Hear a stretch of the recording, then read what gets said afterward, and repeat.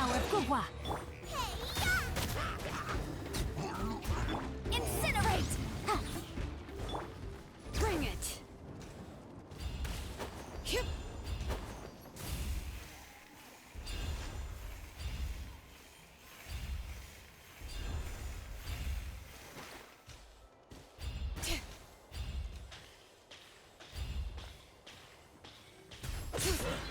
Let's do this then! The mountain's veins boil! Let me weave you a verse. Nice and spicy! Motion to compel!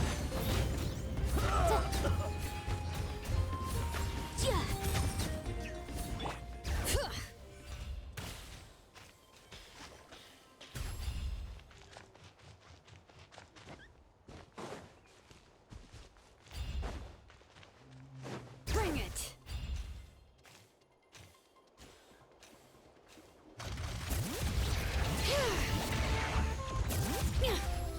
Hear the echoes of the valley!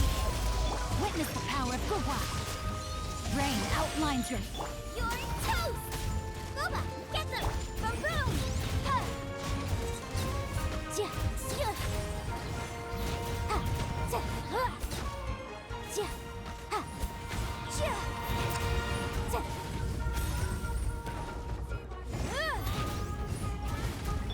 Letting great names echo! Let me weave you a verse. Know my sword. Nice and spicy.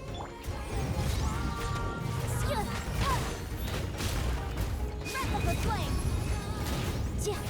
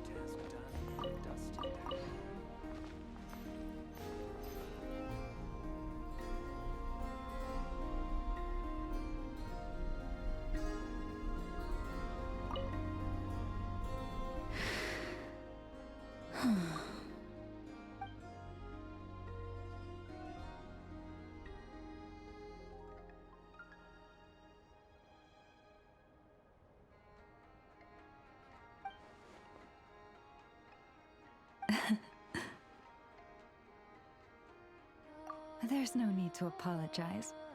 I wasn't sleeping, merely resting my eyes. Besides, this child heard your footsteps and told me of your approach. Animals sense more than we humans. No doubt this is a blessing from the Creator.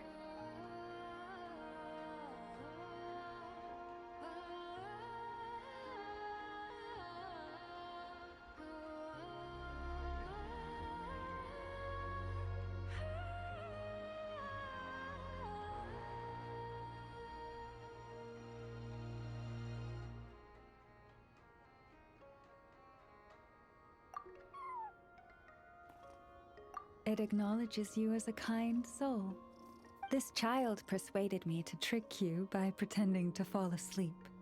Let's see if he spies on you or tries to steal your food.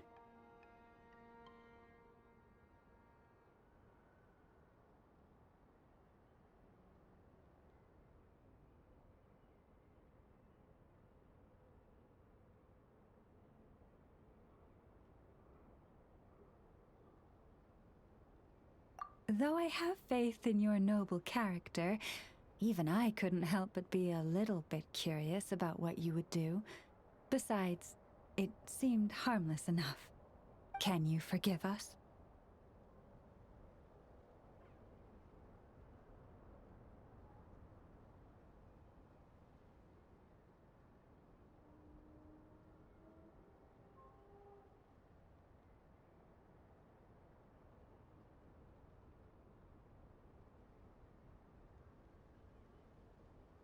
Oh, I completely forgot to ask. What is it that brings you here?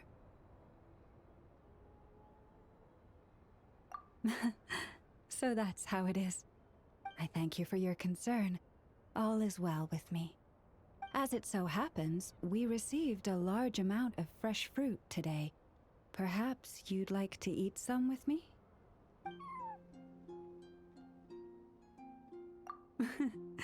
It doesn't wish to leave us. After a lot of lounging around, it's enjoying the commotion.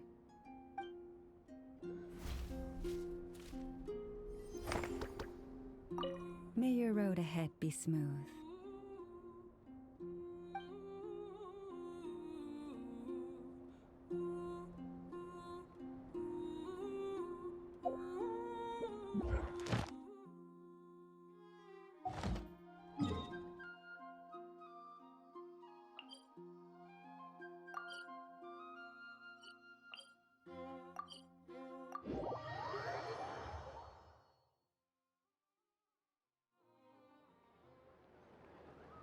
Thank you for waiting. I finished checking your adventurer handbook. Here are your commission rewards. We have no other urgent commissions on the books at present. Thank you for all your hard work lately. Perhaps you two could consider taking a vacation. Amazing! Paimon never thought we'd end up having downtime in Nod-Krai. Things were pretty hectic when we first got here. Everywhere you looked, it was either the Wild Hunt causing chaos or the Vatui stirring up trouble. It felt like this whole region was one giant slime in a barrel, ready to go boom at any moment. Sure have. Things were looking pretty dicey, but in the end, we managed to turn it around. Whoa! Paimon just got deja vu! Oh, that's right. It's because we've done this like a million times now. Ah, yes. Are you two aware that the Moon Prayer Night is soon to take place? Oh, yeah! Lama told us that was coming up soon. Wait, why do you mention it, though? Do people in Nasha Town celebrate it, too? Paimon thought it was just for Moon Goddess worshippers. You're partially right. Most people in Nasha Town just see the festival as an opportunity to do business. They do not concern themselves with the religious element. The festival was first celebrated by the Frost Moon Scions. On this day, they would wear moon prayer blossoms and celebrate the birth of the moon goddess through song and dance. They would also prepare food and handicrafts and give them as gifts to others. Over time, it became Nod-Krai's most lively festival. Oh, sounds like fun! Great! Well, in the meantime, since Catherine doesn't have any commissions for us, let's focus on some personal business instead. When we first got here, you mentioned that this was where your spaceship landed? We didn't get to follow up on it at the time, because we got wrapped up in that whole rare air situation, but now we can finally start investigating it properly. Well, there's a saying Paimon's heard around these parts, which goes, if you lift up a rock, you'll find something you weren't looking for. By that logic, you'll never find what you're looking for while you're searching, but the moment you stop looking, it'll jump right out at you. Could be worth a try though, right? Anyway, Paimon suggests we focus on other stuff we want to do for now, and just keep an ear out for spaceship-related intel as we go.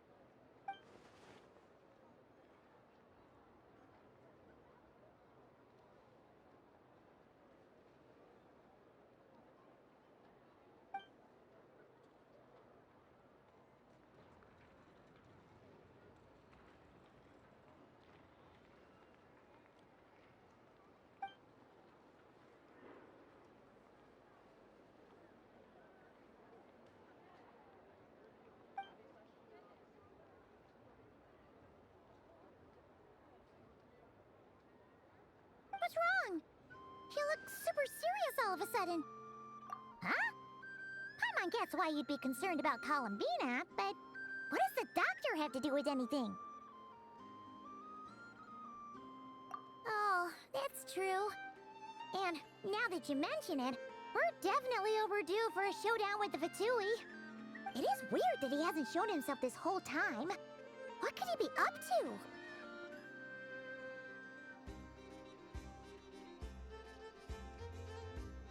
True. Paimon would much rather deal with Marionette anyway.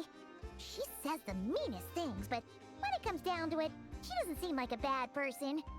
Maybe it's the pressure of being a Fatuse? Especially as a Harbinger.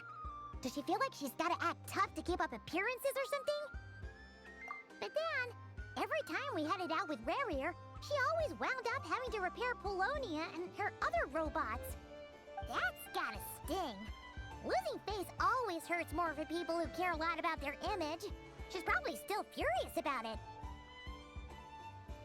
What? Relax! She's not even here!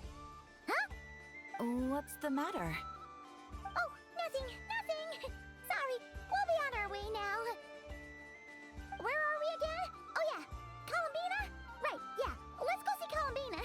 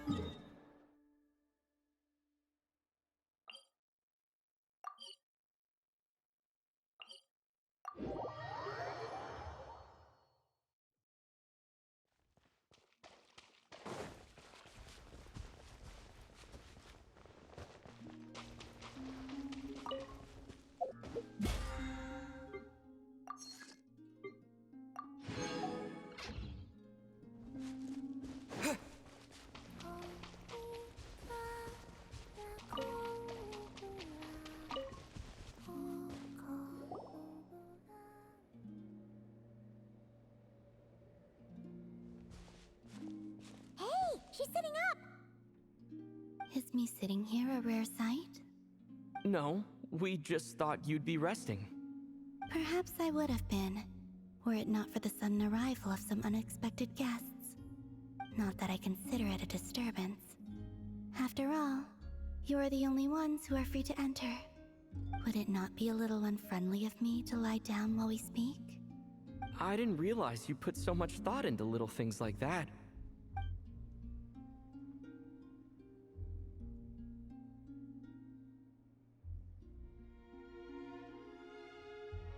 Only sometimes. There have been moments lately where I think about you and your companions. They are warm, mysterious, and cozy memories. Very few of my past memories are anything like that. They say that travelers return home bearing bags full of souvenirs. But my luggage was empty, and I believed it would stay that way. Return home? So, You're still planning on returning to the moon? Yes. This planet continues to reject me, reminding me that I do not belong here. If I remain into that, there will come a day that I disintegrate. And I don't mean reduced to dust or turned into food for the flowers. I mean, I will cease to exist entirely. Alright then. Well, we're sure gonna miss you. But it sounds like we'll have to say goodbye. How do you intend to return?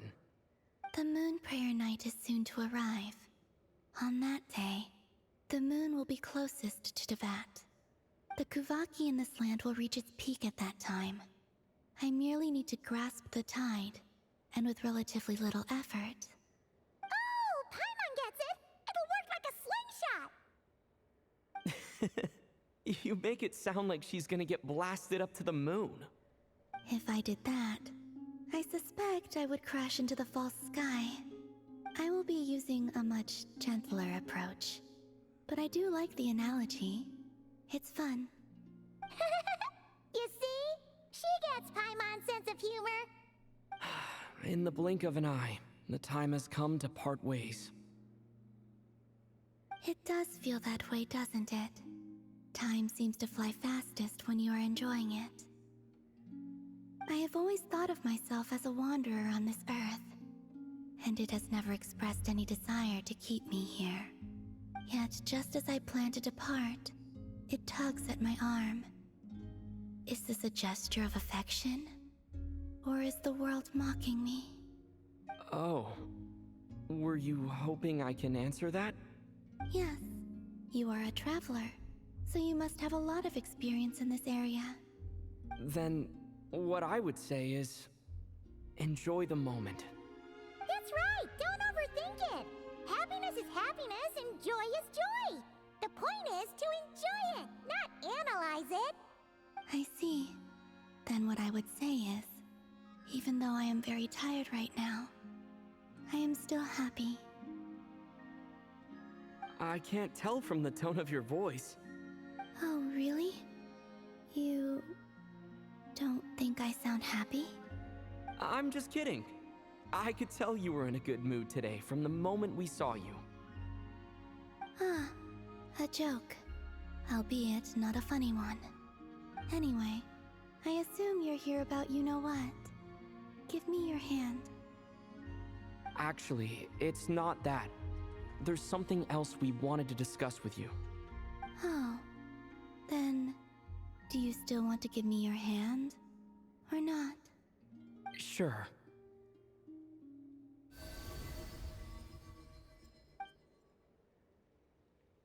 Thank you. So, I've heard that in the moon prayer nights of the past, people here would hold celebrations in the moon goddess's honor. Since you helped so much in our fight against the Rehir of Solnari, I think you deserve a farewell party before you return home. I haven't asked everyone else for their opinions on this yet, but I'd like to invite you to join the upcoming moon prayer night. I've never joined a moon prayer night before. I'm not sure what I would even do. Oh, don't worry about that!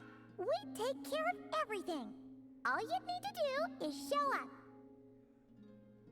Of course, there's no need to force it if you're not feeling strong enough. It's just, this kind of felt like a golden opportunity. But they call me Kutar, and the Fatui have an arrest warrant out for me. I shouldn't appear in public right now.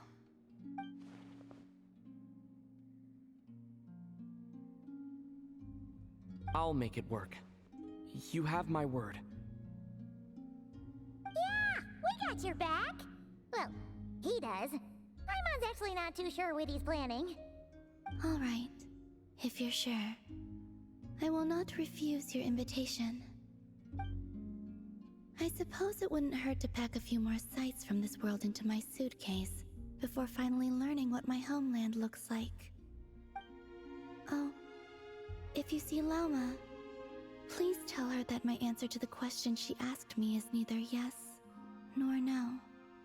Rather, it is. There is no need. That was kinda cryptic, but sure. Guess it's between the two of you. We'll pass along the message. Bye for now.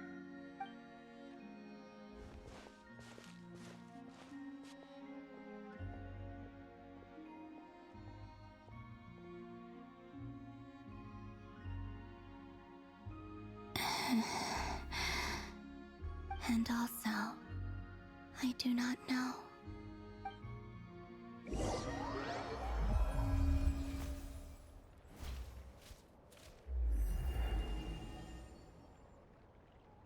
Since she's agreed to join the festival, let's go see who else wants to take part. Llama's gotta be the person most familiar with the Moon Prayer Night. We should start with her. Also, what exactly is your plan to keep her safe? Not sure yet. I'll figure something out. What? Are you serious? And Paimon even gave you her vote of confidence back there! When did you become so sneaky?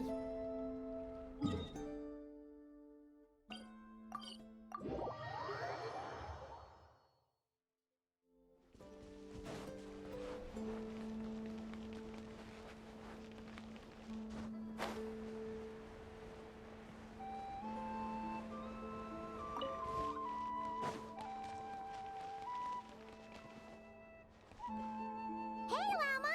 It's us! Huh? Varka? What are you doing here? Beats me.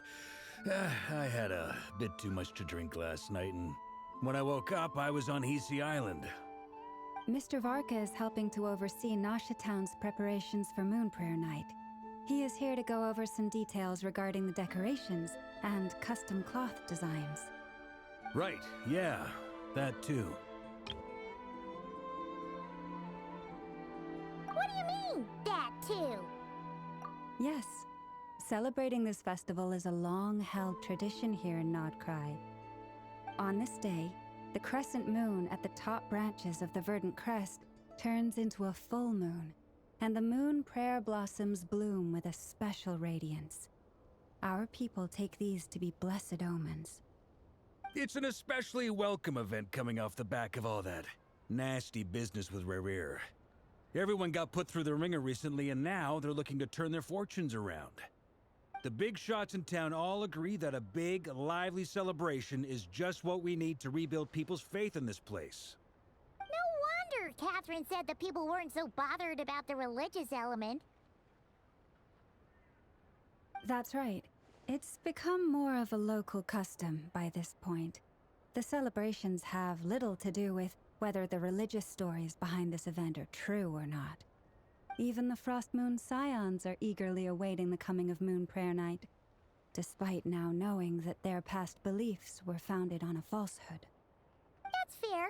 It's a bit like the lantern ride in Liyue. It's a chance for people to enjoy themselves, not debate the existence of the Adepti. Oh, one other thing.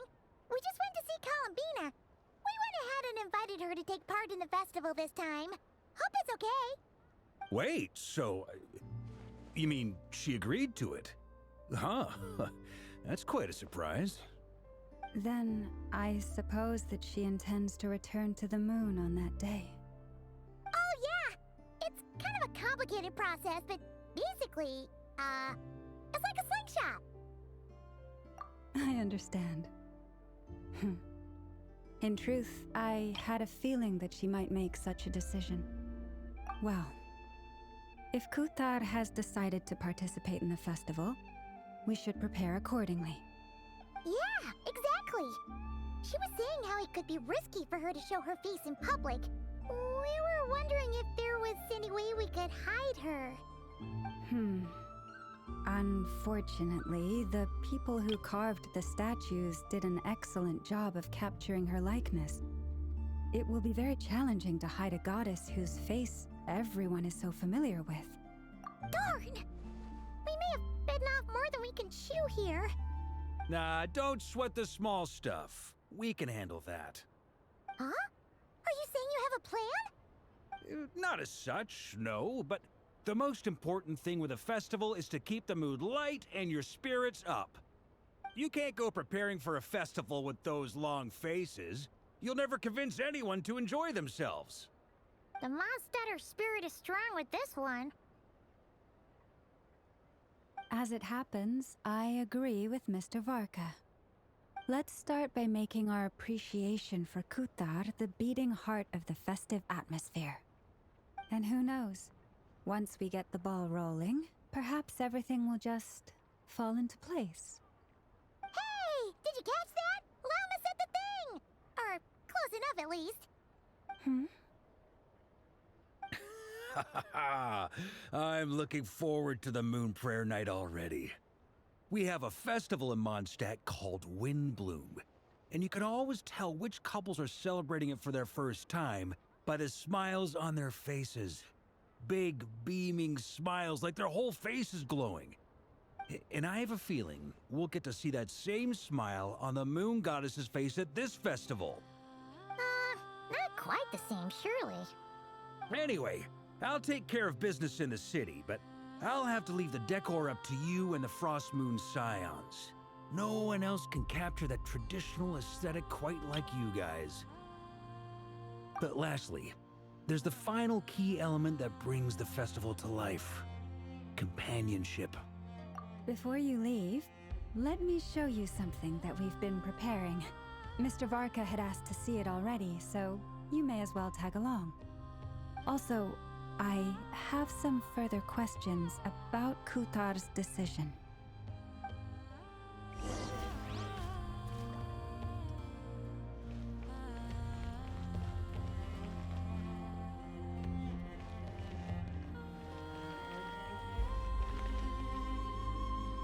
Huh!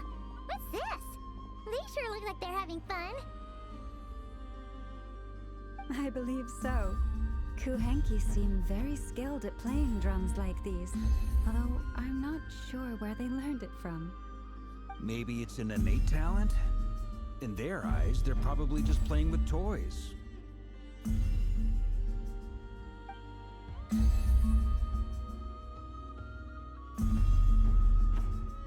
Wanatar! You wanna play too?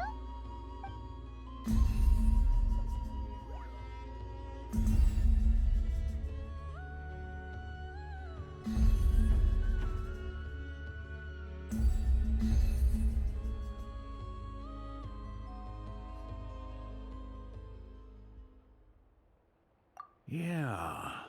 She looks more confused than anything. Maybe we can teach her next time if we get the chance.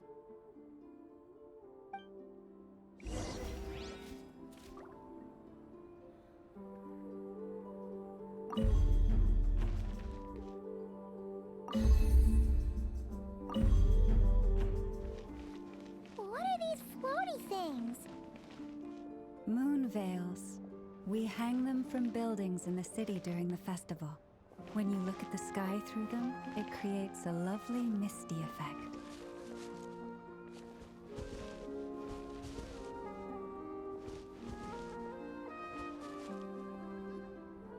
Everyone seems hard at work. They are preparing items for Moon Prayer Night. For instance, the sculpture being made over here, Mr. Varka and I were just finalizing the details of where it will be placed. Ah, there she is. I didn't know the finished article would be so large. Not to worry, though. All the necessary arrangements have been made. Just let me know once it's ready, and I'll get some people to ship it over. You have my thanks. And over here, we are preparing a very traditional confection.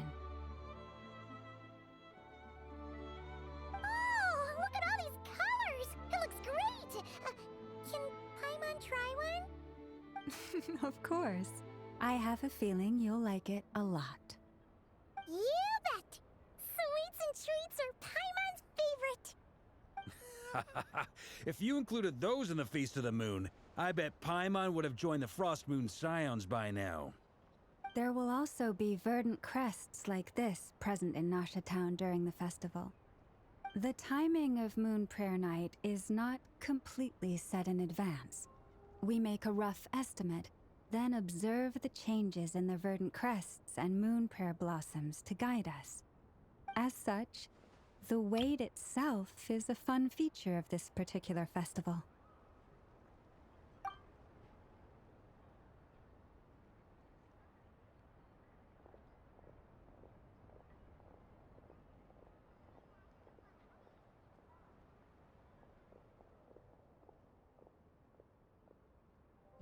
Let's talk here.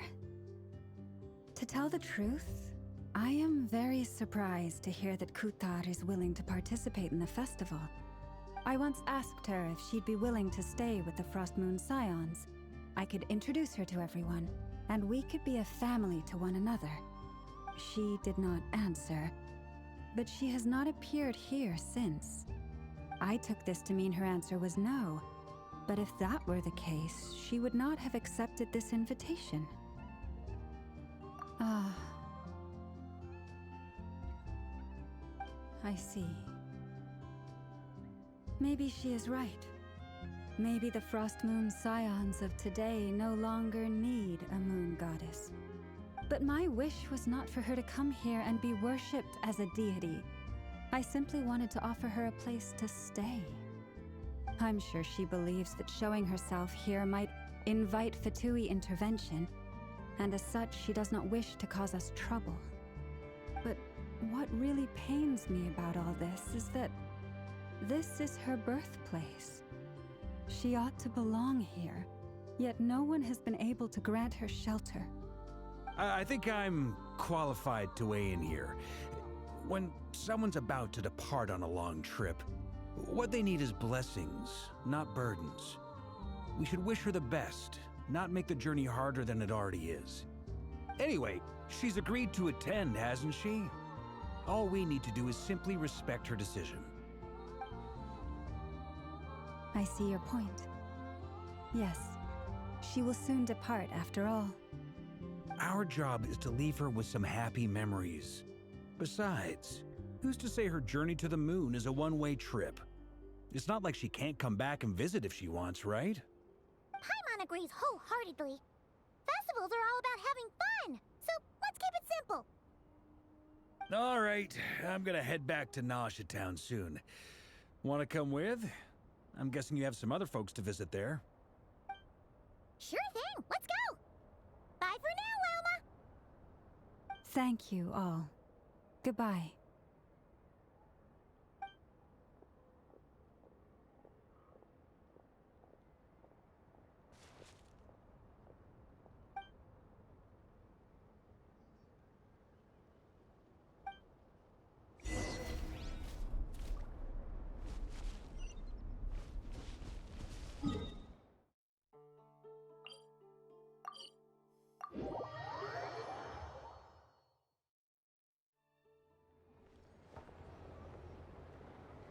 Huh?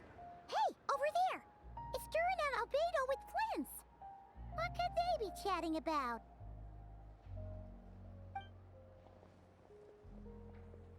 Your guess is as good as mine.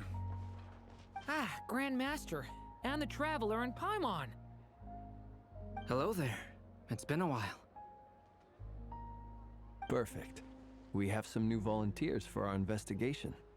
Wait, let me guess. The righteous Lightkeepers are finally ready to hunt down the Abyssal Dragon?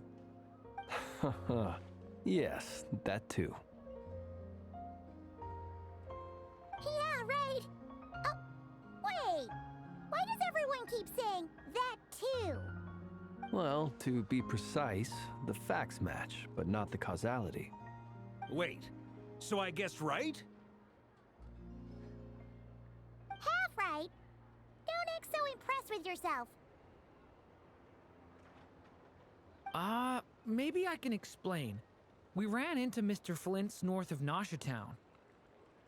At that time, we just noticed a few abyssal creatures out in the wild, but the strange thing was, I didn't detect any traces of abyssal energy on them at all.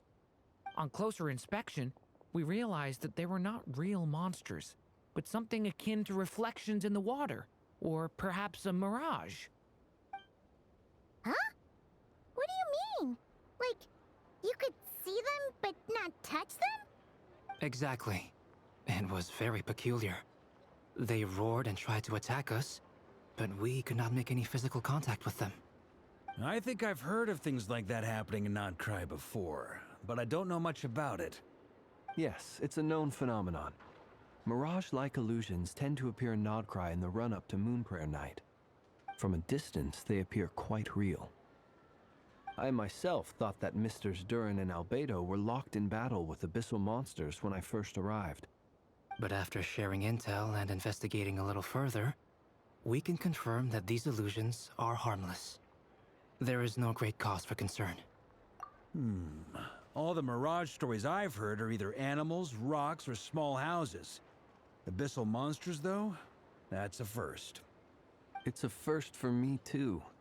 So I'm planning to look into it further just to be on the safe side. I intend to inspect a few more locations. What about you two? Any plans? Alice contacted me a few days ago. She'd like me and Durin to assist her with an experiment. But we lost contact shortly after receiving the message. I'm sure that comes as no surprise to anyone familiar with her. We don't know when the wind will blow, yet when the wind blows, we will know. That, in a nutshell, describes how Alice operates. Yeah, that tracks. Okay. Well, I suggest we investigate this Mirage business in the meantime. It's piqued my curiosity, and I'm pretty sure I know someone who will already be 10 steps ahead of us. Well said. Right? Whatever's happening in Nod-Krai, she always seems to be the first one to know. Let's go see what she knows. We can invite her and her staff to the festival while we're at it.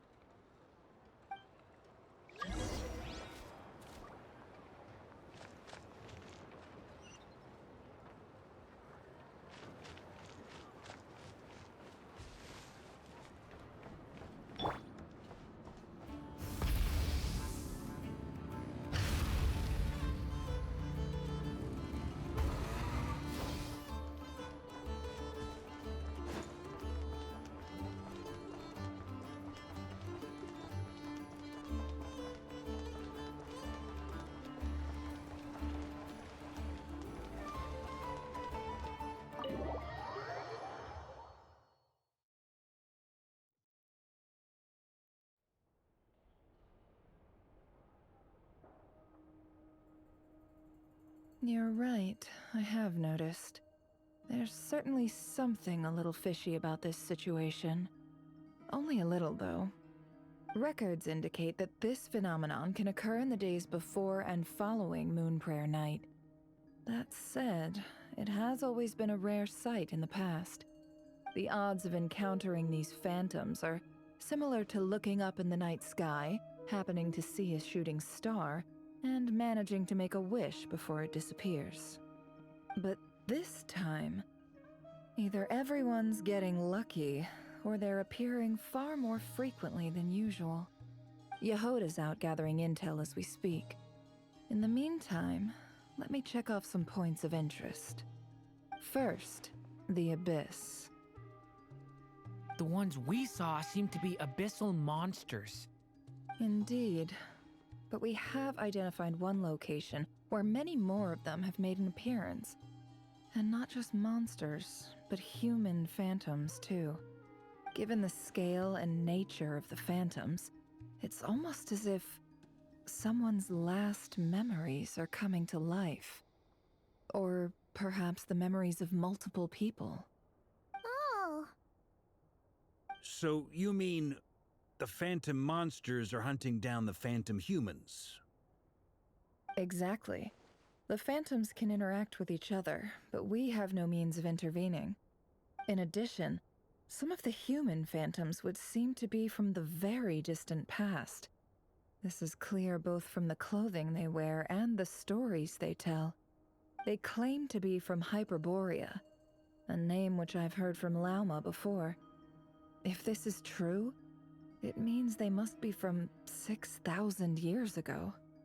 Did Paimon hear that right? 6,000 years? It sounds like this merits further exploration. That'd be a big help. I'll leave it with you, Albedo. My knowledge of ancient history is non-existent. I used to doze off every time the pre-Knights Favonius era came up in class. It's quite a miracle that you were able to understand these phantoms' speech, given how long ago they lived. I suppose you're right. But I'll leave the archaeologists to ruminate over that conundrum. As an intelligence broker, my sole interest is in the value of the information I gather. Which, in this case, hopefully means earning myself some good favor with our dear Lady Moonchanter. So calculating. Whew, this intel broker logic always catches Paimon by surprise. Sounds to me like we could split the work up. I think the abyssal phenomenon is best left to Albedo, Flint's, and me. Agreed. It coincides with my duty as a lightkeeper. For my part, I'd like to understand the abyss better. Even a little knowledge would go a long way. This is certainly a rare opportunity to study the abyss. But even rarer, perhaps, is the chance to make contact with the ancients. The Curatorium will take the lead on investigating the Hyperboreans. We put in the work to learn what we know so far. It seems only fair that we get some quantity of exclusive intel. That just leaves our trusty team of 2 unassigned.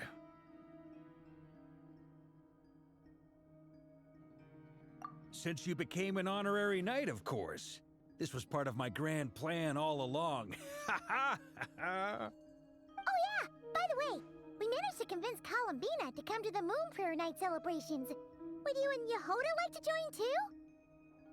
She agreed to that? Huh. Quite an achievement.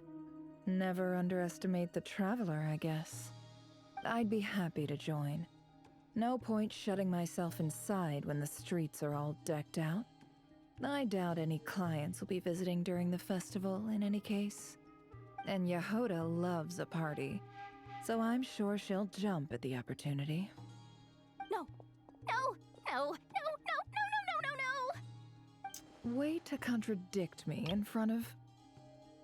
Wait, no, that's not what I have bad news, boss. So many people. All right, everyone inside, quick!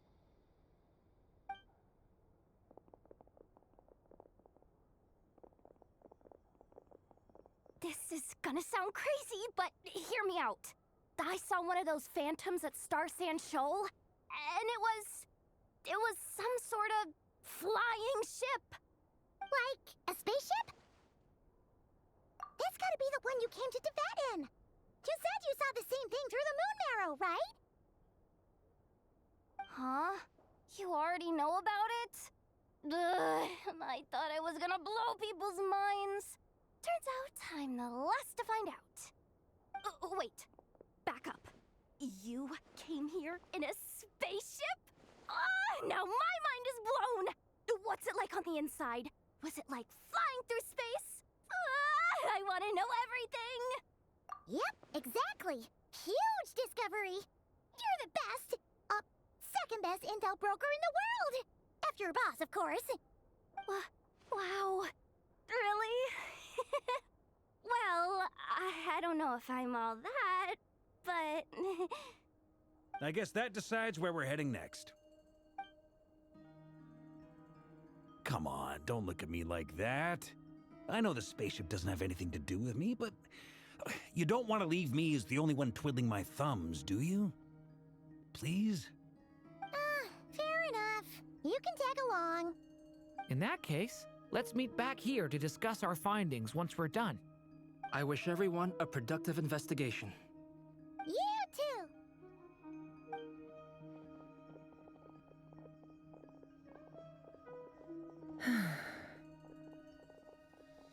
What's up, boss?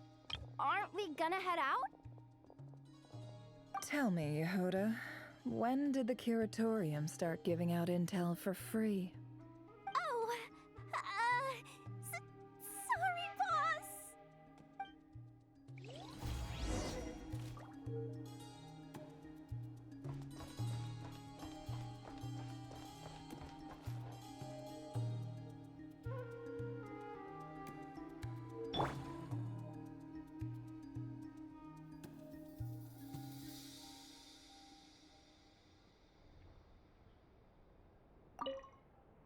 We can't unshare information any more than water spilled on sand can be put back in the bucket. I'll just have to balance the books some other way. Please, boss. There's gotta be another way. Who knows? Depending on what they find, maybe this will work in our favor. Please don't find me. Please.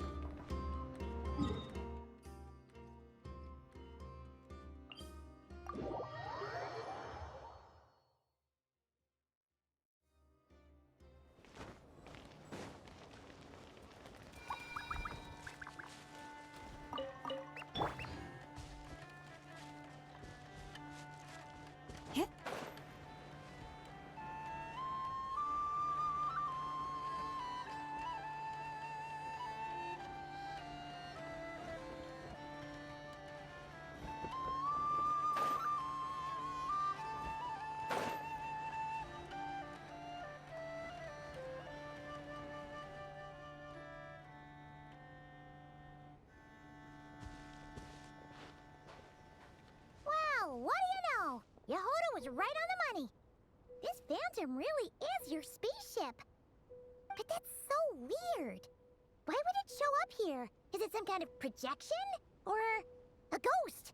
Like, maybe it no longer exists, but somehow it left an afterimage?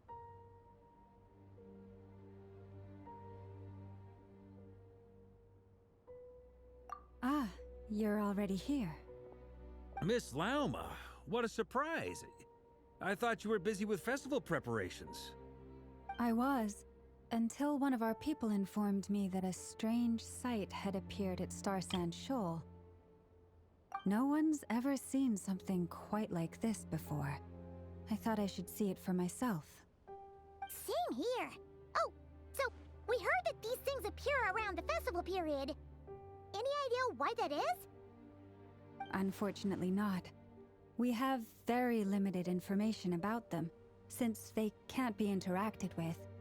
And no human phantoms have ever made an appearance before now.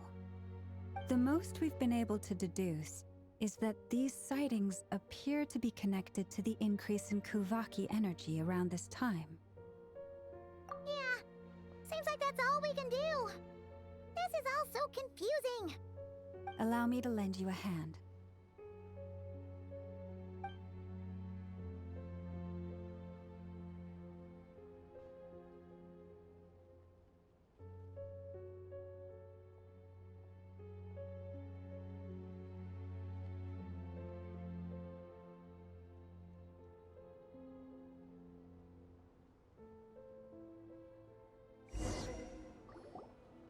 Everyone, our friend here should be able to provide us with some information. Is that a phantom Rhymehorn deer? I've heard about how the Frost Moon Scions live in harmony with the animals and can even communicate with them. That's coming in handy now, for sure. Okay. Yes, I understand. Then how about this?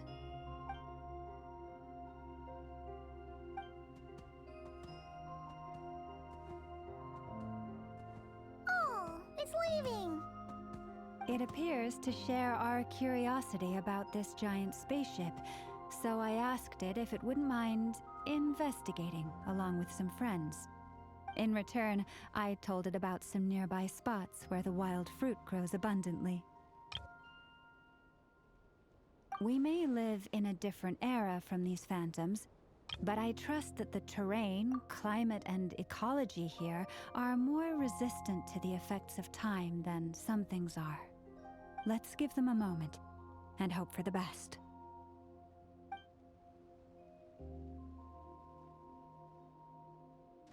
All back together?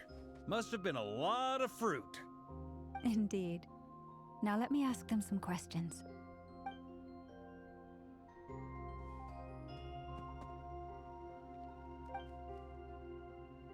It did find a lot of wild fruit, enough for them to feast for a long while. This puffin circled in the air several times, but didn't spot anything out of the ordinary. Certainly nothing to do with the spaceship. Huh. Well, it definitely makes sense to get a bird's eye view. Indeed. Other than that, I was also thinking that the world these phantoms see is also different from ours. Oh, I get what you mean. The wild fruit exists in both times and spaces, but there might also be things that only exist in that space-time, which we can't see. Good point. Great thinking, Lauma. Blunthorn rhinos can use kuvaki to shift great rocks, but this one says it couldn't get that ship to budge by even an inch. The sniffer mole tried too, but despite being a skilled digger, it could not get through. They say that the spaceship looks robust and undamaged. It seems completely impervious to any and all attacks. Whatever lies within is well defended from harm. So, just like us humans, there was nothing they could do about this spaceship either. Yes, still, they deserve our thanks. We are grateful for all your efforts, dear friends. Now go, and enjoy your feast. I've noticed some other human phantoms gathered nearby. Come on, let's go talk to them.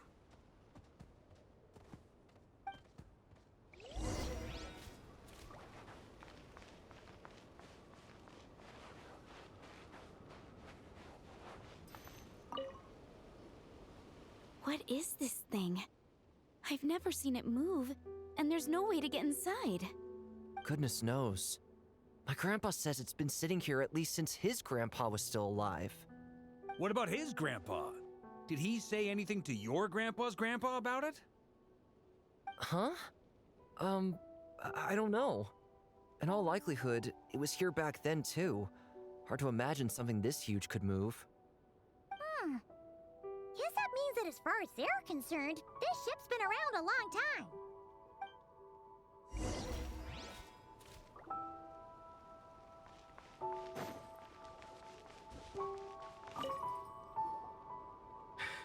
Come on, brothers.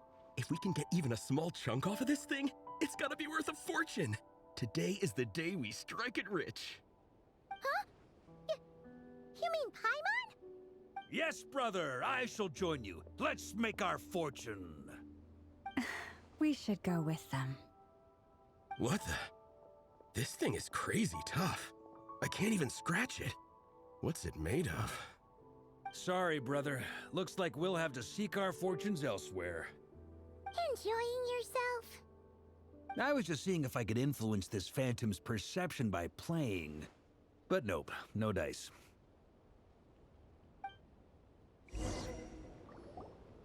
I'm sure we're all starting to build up an idea of what's going on here now that we've spoken to some of the people. These phantoms are reenacting real historical events in Nod-Krai.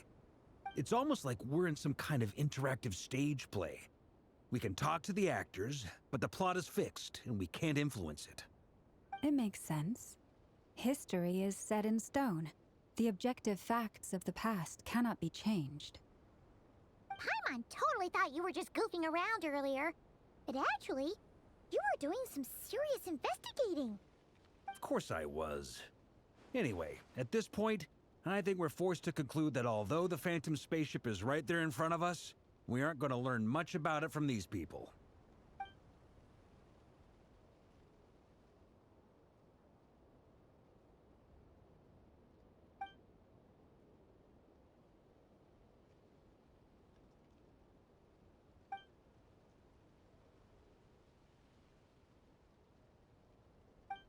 Don't be discouraged. If nothing else, this is proof of the ship's existence. And think about it. So many people tried to hack their way inside, but no one could get the door open. It's made of very tough material. To me, that says that we'll either find the ship itself or the story behind it. It's just a matter of time. Huh. Every now and then, when Varka gets serious, he actually does seem like Grandmaster material for once. I wonder how the others are doing. Let's head back for now. Sounds good. Also, drinks are on me if Team Knights of Favonius is the first to finish. Wait, we have a team name now? Am I in Team Knights of Favonius as well? You're very welcome to join. We've even got a cathedral ready for you. Isn't that technically blasphemy? You wouldn't dare make a joke like that if Barbados was in earshot. Nah, I'm sure Barbados doesn't mind a little harmless blasphemy once in a while.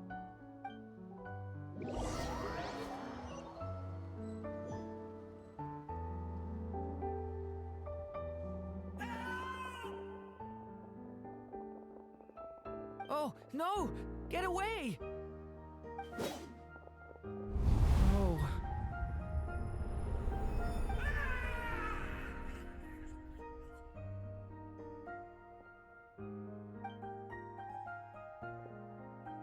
I know it's hard to stomach, Mr. Duran. But as I'm sure you've noticed, there is nothing we can do to intervene in that which unfolds before us. But we have to at least try. And try you have.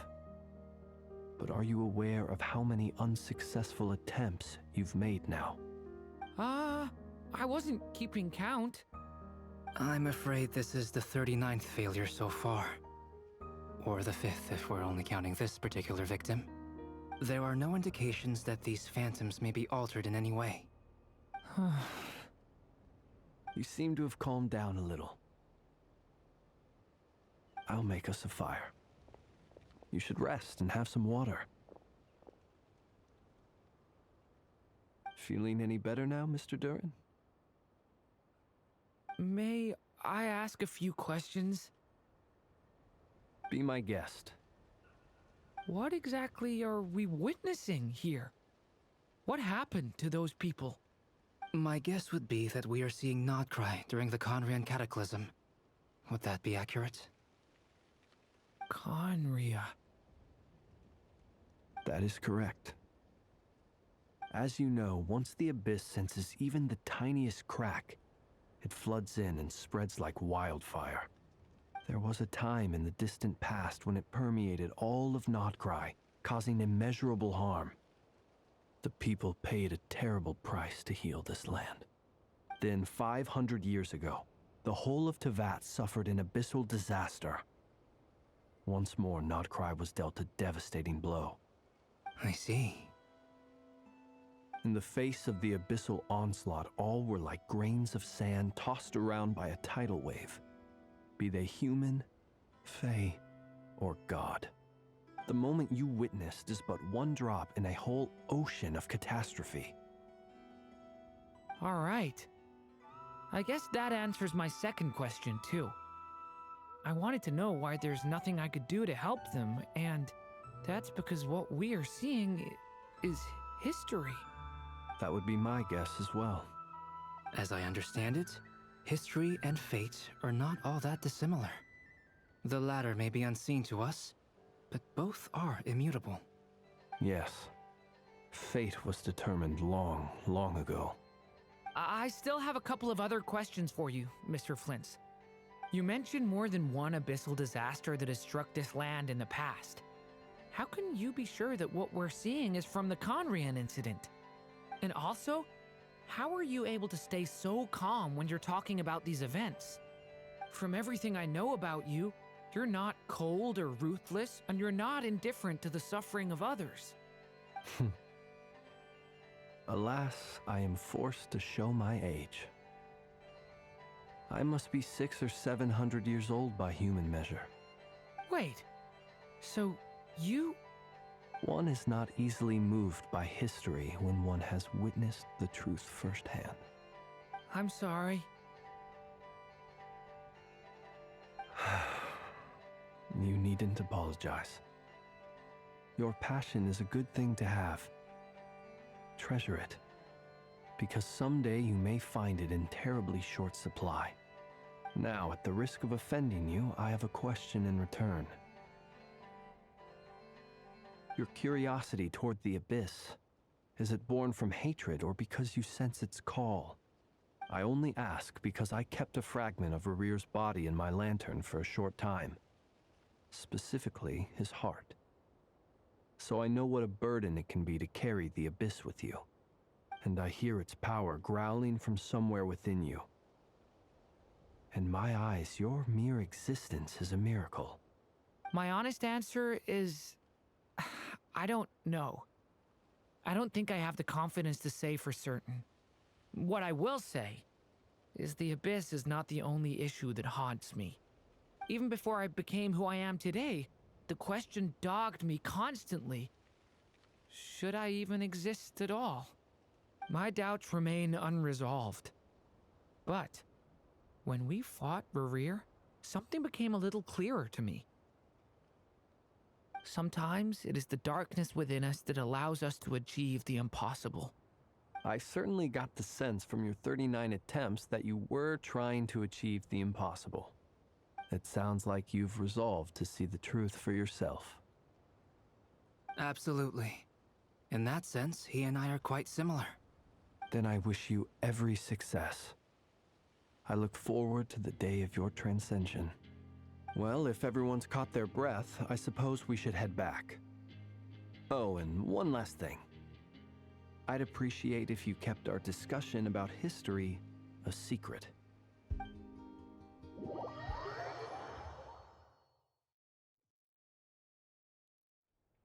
Incredibly, our separate investigations led us all to the same conclusion. Hooray for consensus! Yeah, but we barely learned anything, though. I totally thought this would be the mother lode. Talking with the ancients? I mean, come on! But nope. All we got was useless snippets of conversation. And all this stuff about moons and hyperopia. What a load of baloney. Seems like people back then had a few screws loose. I understand your frustration.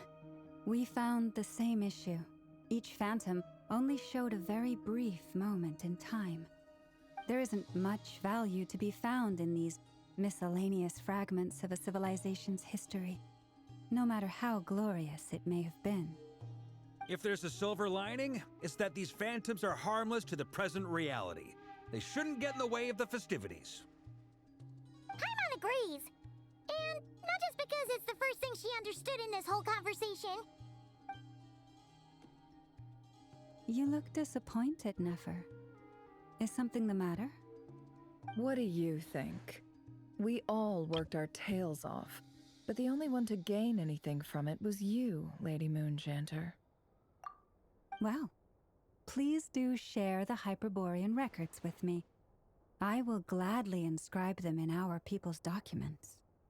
Oh, duh! Yeah! That was it! Hyperborea! Hyperborea. I'm serious. Only an expert in the Frostmoon Scions and their history can turn these records into valuable research material. The alternative is to let them gather dust on the Curatorium's storage shelves until the pages turn yellow. Nefer, you're wise enough to know that cooperating and sharing the profits is the best course of action here. Well, that goes without saying. Sure, let's do that. Huh? But didn't you say we aren't supposed to give out intel for free? Sorry. Shutting up. Now is not a good time to push Nefer's buttons. Anyway, back to Moon Prayer Night. I'm thinking that we should prepare something a little special, aside from the usual decorations and so on. You mean a parting gift? Can't go wrong with food. Although, does food go bad on the moon? Perhaps a lantern would be a better choice. It might be dark up there. It could prove difficult to light a lantern on the moon. Magical stones might serve that purpose better. What about a clockwork mecha model from Fontaine? I've got a whole bunch at home. I use them for fighting practice in my free time. None of these sound like things she would be even remotely interested in. But we don't interact with her enough to know what she likes. Yeah. It would really save us the guesswork if someone could find out what she's into. Wait, what the? Traveler? They're all looking at you. Great! Haha, problem solved. Now, I need to stop by Dory's. Gonna need her help sourcing a bunch of stuff for the festival. Then let's leave it there for now. We all have our own business to attend to. Traveler, if you find out what Kutar likes, let us know right away.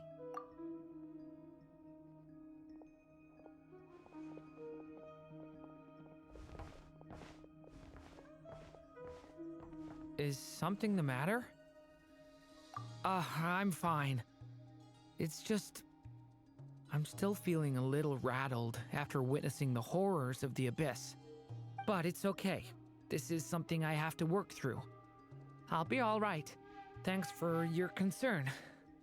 Well, don't put too much pressure on yourself.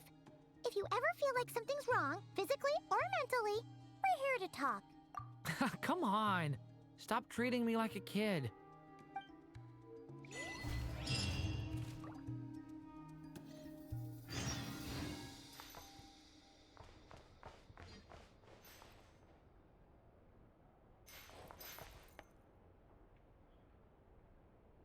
You should get going. It's important that we ascertain what Kutar likes.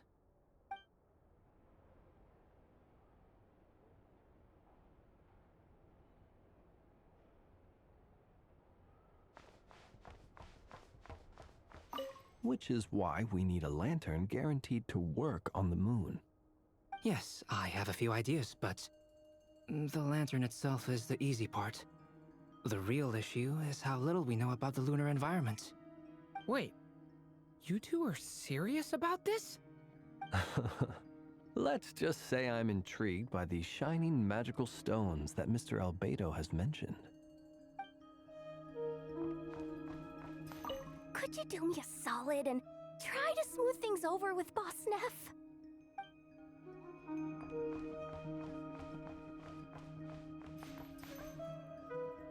Miss Lauma, would you accompany me into town?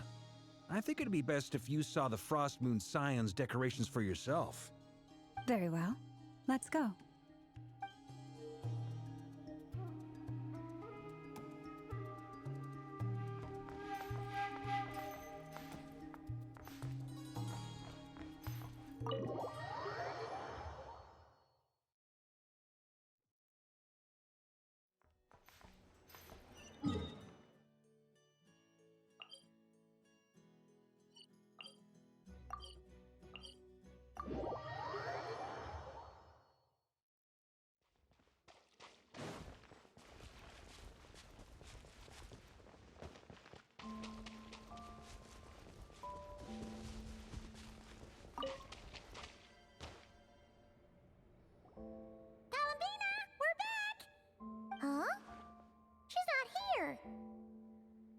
Weren't there a few Kuhenki here last time, too? Where did they all go? Walkies? For Kuhenki? You're not pets, you know. Oh, well. Looks like we just came at a bad time. Let's try again tomorrow. There's still a few days until Moon Prayer Night, so we're in no rush. Besides, she needs time to rest anyway.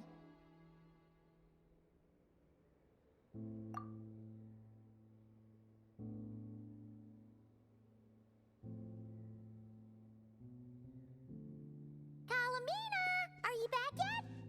Oh, how strange. Looks like she still isn't here.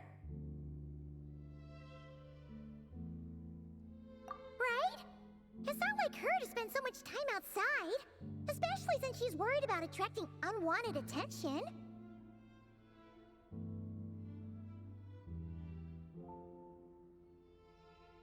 What about Luonatar? Luonatar, you there? Hey! Do you know where Columbina went? Sorry, didn't understand. But if you know where she is, could you take us to her?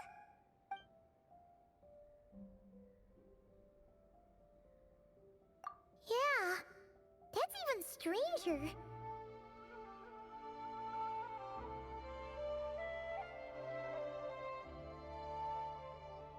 What about him? Oh, that's not good news. They change color when Columbina gets weaker, right? And they look super pale right now. Good idea. She might know what's happening.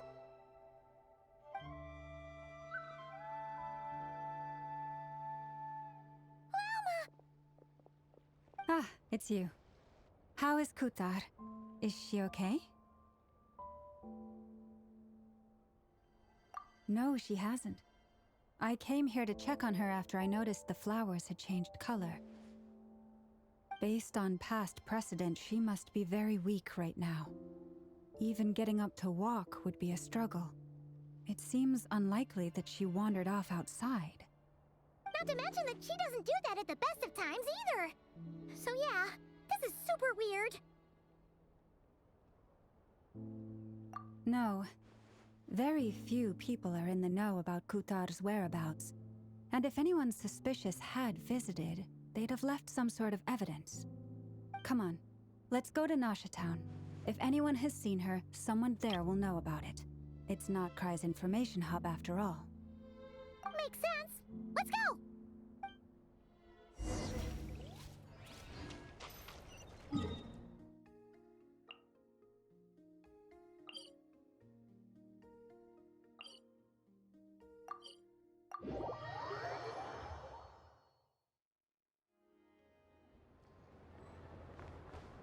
Branches a song.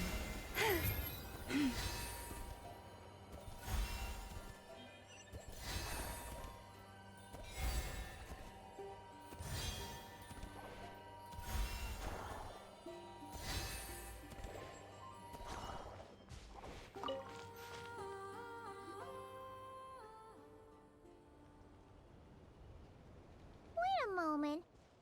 Is it just Paimon, or is this stall kind of suspicious? It's never been here before, right? No, I don't recognize it. Alas, your free and easy adventure time is over. Now, prepare to face the final boss of Nod-Krai.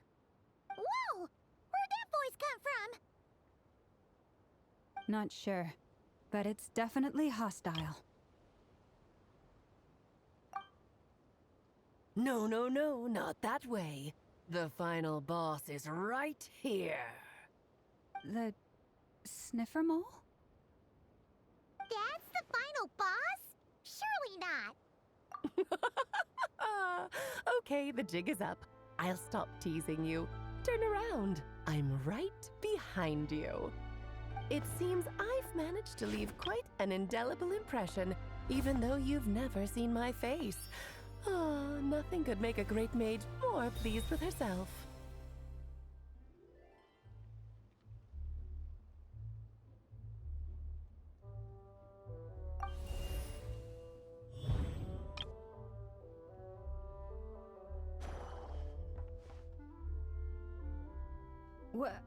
What is going on? I've heard that all the big shots in Teyvat have long, wordy titles that stun people speechless when they make their entrance. Unfortunately, none of them are affiliated with the Hexenzirkel, and we ourselves keep a very low profile. The notorious name-dropping doesn't quite work for us. Still, I, for one, think I'm really quite amazing. So that didn't stop me from coming up with a title anyway. Alice! It's really you this time?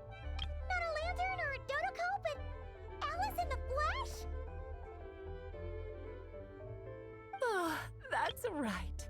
So, what do you think? How does it feel to finally meet me?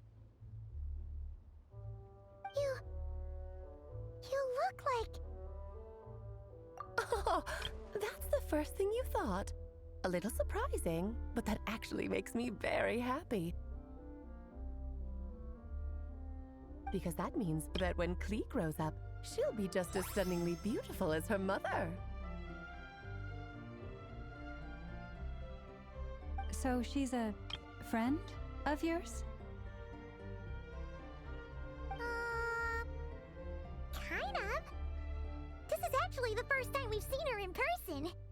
I see. Madam Mage, that was, quite a powerful entrance. I certainly won't be forgetting it anytime soon. It's okay, Lauma, don't force it. Paimon will do the honors. This is Alice from the Hexen Circle. She's a friend of ours. And of Arcus, too.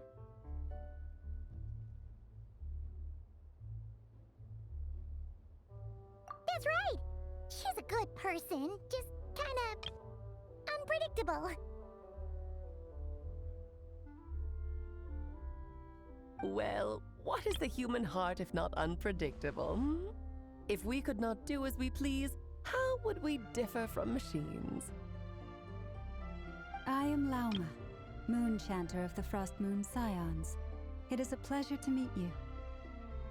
Oh, I know. Before you got here, I spent a good, 15 minutes getting up to speed on Nod-Krai's present situation. In other words, I've read the whole in the last episode part, so we can skip the pleasantries. Fair enough. Well, Miss Alice, I can already tell that you have quite a unique personality. He'll get used to it. Paimon sure is. So anyway, what are you doing in Nod-Krai, Alice? Oh, I thought I told you already. This time, I'm the final boss.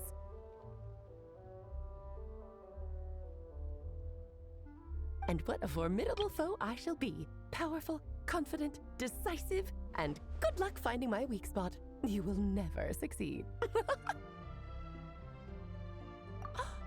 Oh, drat! My one weakness, and you found it in an instant. Fate has been dealt a devastating blow. Thus falls the great Dodo King. Why are you playing along with this nonsense? For funsies, of course. What's wrong, Paimon? Are you disappointed in me? Am I a gigantic letdown? No, it's just... You seem like a busy lady. And this is the one time you've shown up in person. Paimon figured it would be for something more high stakes than just goofing around. You're quite right. I'm here in Nod-Krai because something big happened. Something big enough it caught the attention of the Hexen Circle. It concerns the 3 moons, Teyvat's borders, and of course, the moon goddess you are currently searching for. Kind of. Why don't we discuss this over a pot of tea? My main reason for coming on this trip to Teyvat was, of course, to have some fun. But I do technically have a job to do as well, namely, maintaining the stability of Teyvat's borders. I'll skip over the complicated parts, but to sum it up, abyssal energies are all that lie beyond Teyvat's border. We'd find ourselves in a real pickle if they ever made it through. And the phantoms you've been seeing are a sign that the border has been disturbed. No wonder they tend to show up around Moon Prayer Night. Is it because the real moon is now so close to us that its power can cross the border? In part, but only a negligible amount passes through. Just enough to influence the verdant crests and so on. And as you've noticed, there has been an unprecedented number of phantoms appearing this year. The influence of the moon beyond the border cannot explain this. No, there is another far greater factor at play.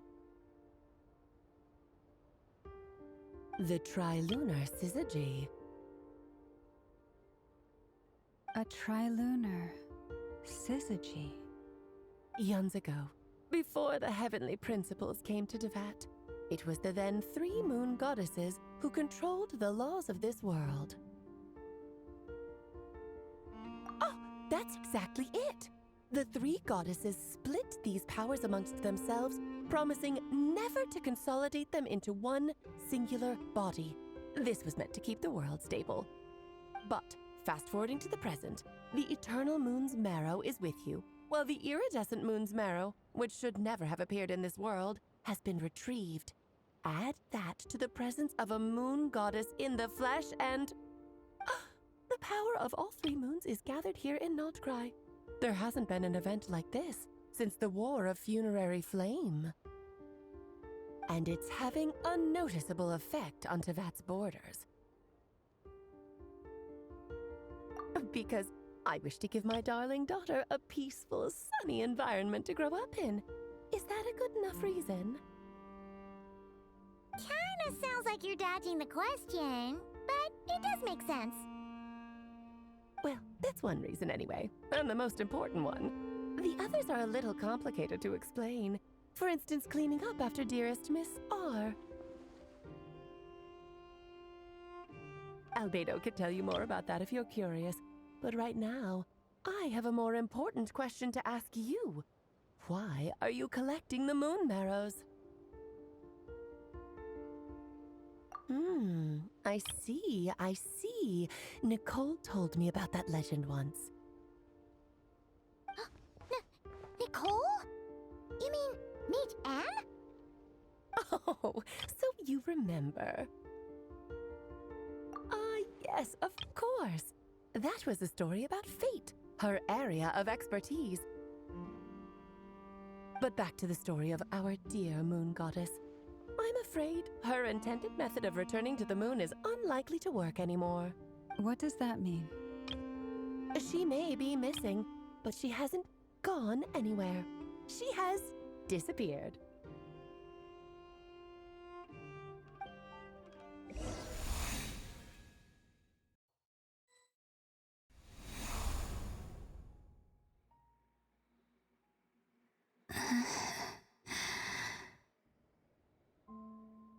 My body is so heavy. Wait, no. It's my mind that's heavy. My arms and legs are as light as a feather. What's happening to me? I feel drowsy, like I've been asleep for too long. Is it daytime or nighttime? Is the moon out? I think I'll go for a walk.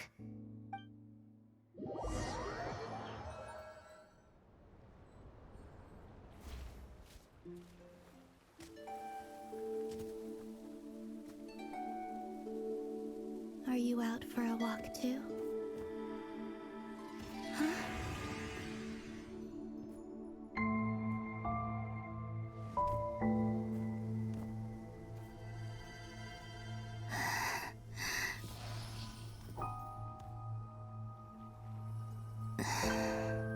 The day has come at last.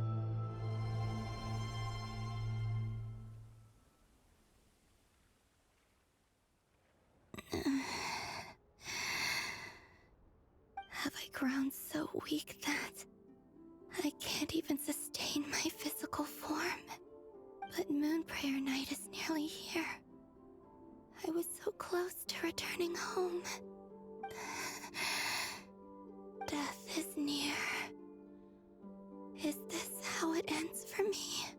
Will I return to the moon after I disappear? Or...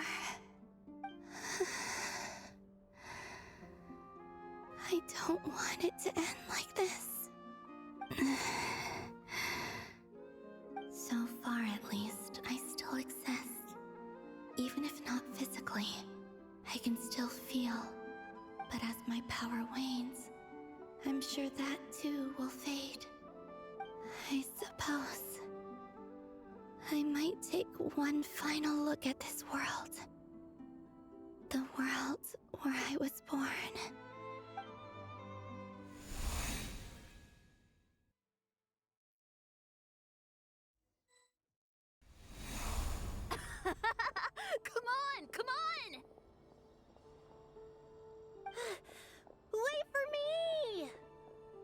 Frost Moon Enclave. How much it has changed since I was born. These decorations, they're so heavy. It's times like this when you kind of wish men could be priestesses and acolytes. How fascinating. I've never had the chance to be privy to people's private lives in this way. In the past, people would get so solemn and serious the moment I showed my face, like they were frozen stiff. Karina, Lametti, it's time to eat. Coming. I want to watch them a little longer.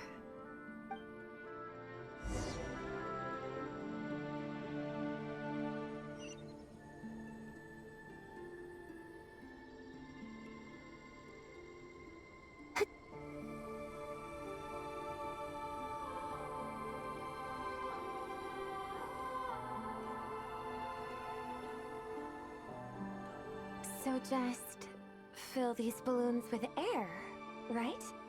Yep. Try a couple now to test things out. The rest can wait till Moon Prayer Night.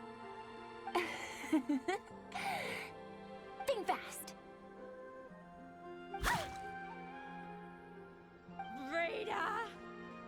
Teasing an acolyte of the Frost Moon Scions? Surely that's a punishable offense. Take this!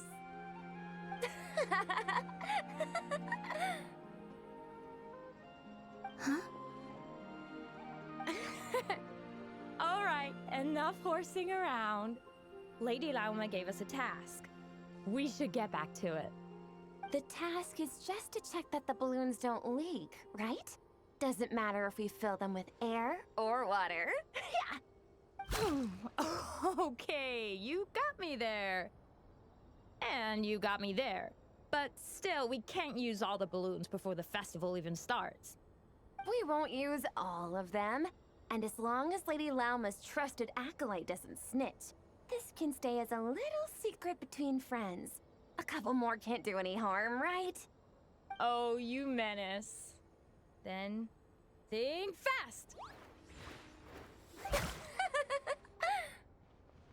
Is pumping a balloon full of water really so much fun?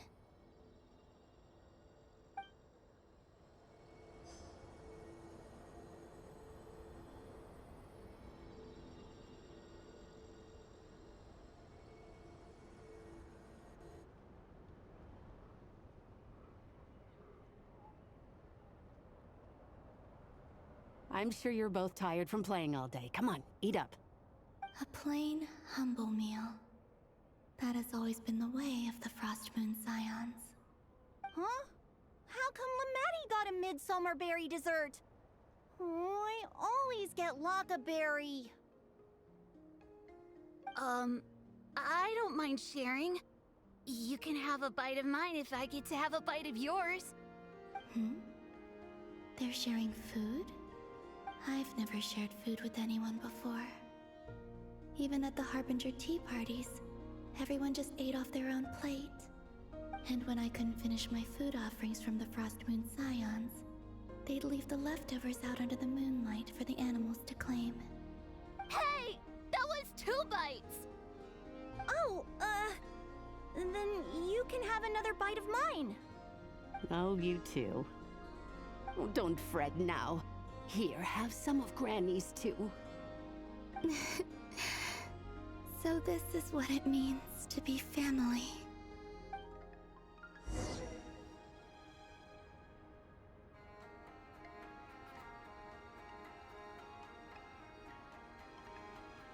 I'm seeing so much that I'd never usually get to see. They'd never act like this when I was around. It's nice, being able to just watch people in peace in these final moments. What a rare opportunity. I think I'll go take a look around Nasha Town, too. Maybe the Traveler will be there.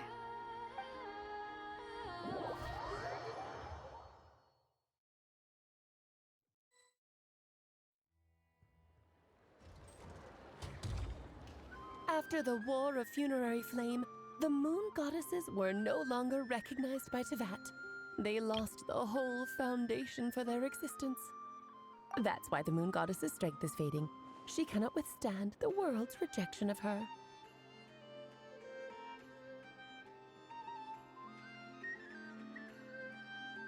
To be more pedantic about it, the moon goddesses did something to offend the heavenly principles, and that's why they were ousted.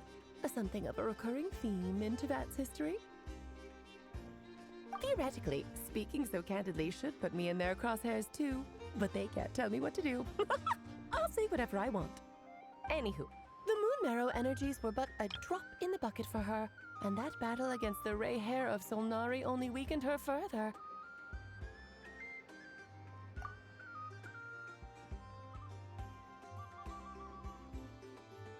Fortunately, it happened close enough to Moon Prayer Night when the Kuvaki concentration here is high. That's the only reason she managed to survive this long. What do you mean, fortunately? You said she disappeared. We're too late. Oh, what a headache. I thought this was all common knowledge. I guess I have some more explaining to do. Okay, buckle up. It's time for another lecture.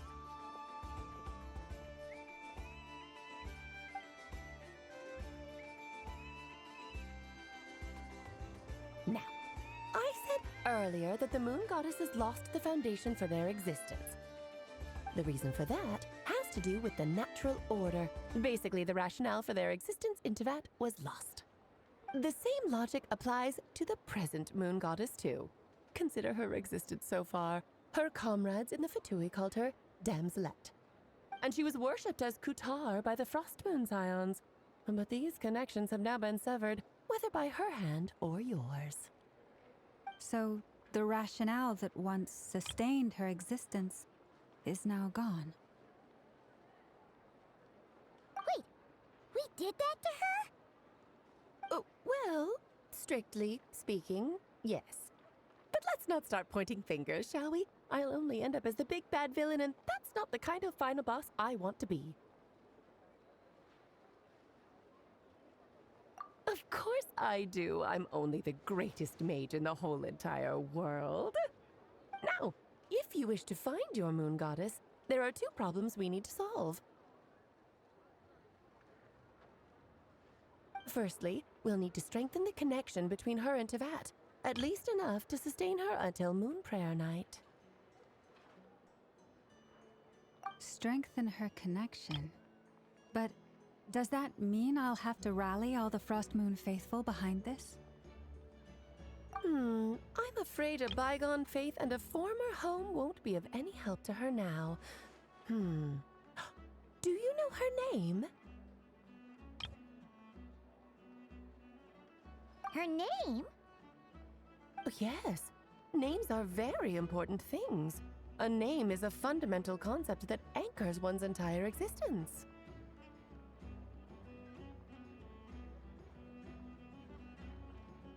Then your first job is to find it.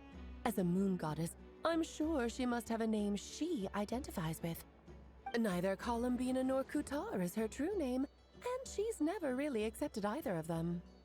So, finding out her real name is enough to sustain her existence? Yes, I know it sounds like a small step, but every journey begins that way. So for now, that's all we need to focus on. The second problem is with her plan to use the moon marrows to return to the moon. Unfortunately, piercing through the false sky will take an enormous amount of power. Given her current condition, she won't be able to provide anywhere near enough power, even if she recovers her physical form. But no need to fret. Nicole's the expert in this field, and I'm sure she'll figure something out. Wait, Mage N is going to help us out too? That means we've got 2 Hexacircle mages on the case. This is turning into a pretty big deal. Actually, this is more of a side quest for me. Like you said, I'm a busy lady, so I can't stay for too long. I'll have to return to Tevat's border soon.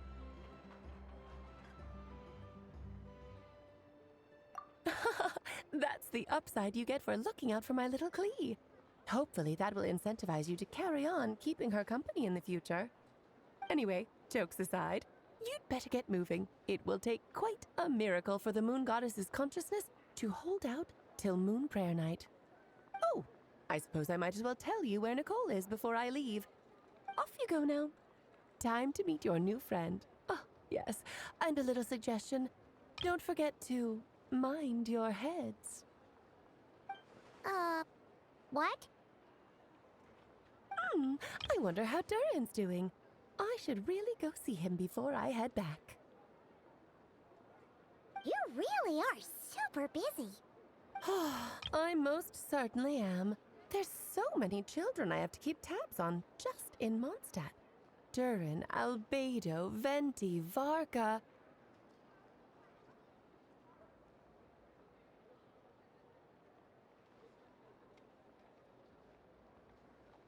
Klee didn't make the list, huh? Of course not. Klee is my pride and joy. I have no qualms about her, because she's the best child in the whole wide world. Yep.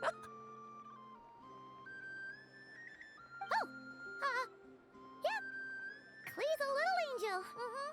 I'm glad you agree. Well, all the best.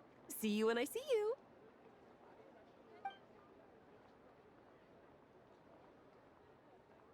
She left in a hurry.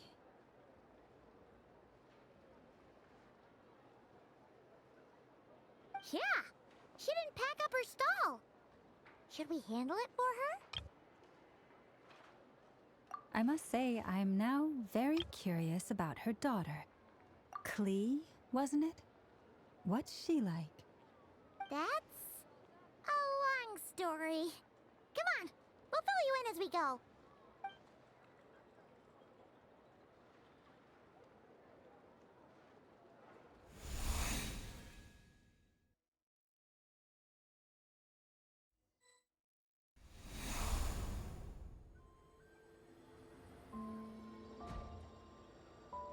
What a lively place.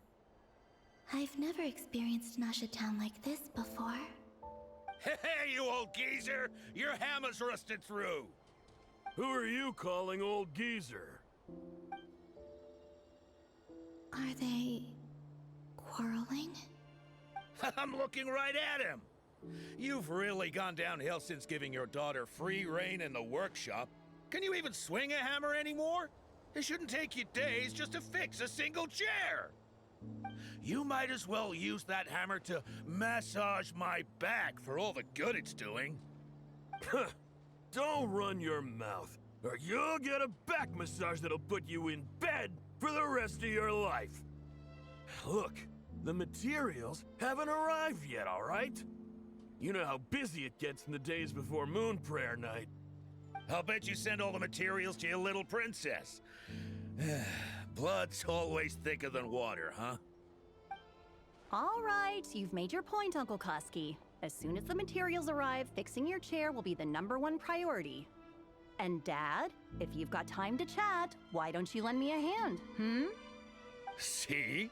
Lolka knows what the score is. I guess they're friends. But the way they spoke to each other was so ugly. Then again, it wouldn't be the first time I've seen something like this. Columbina! Sing outside my door in the middle of the night one more time, and I'll unscrew your vocal cords. You hear me? Oh, Zandrone. So that was her way of trying to be friends with me.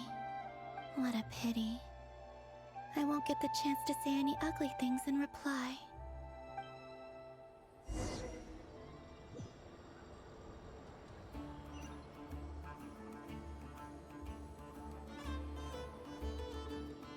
Yep.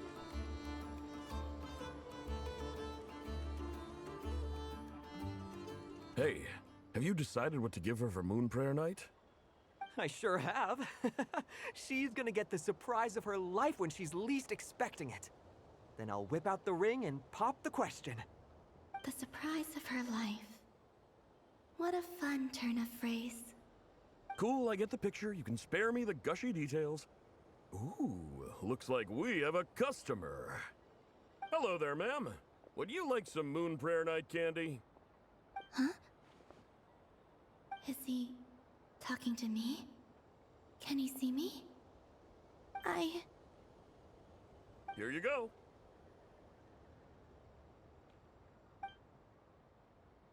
Oh.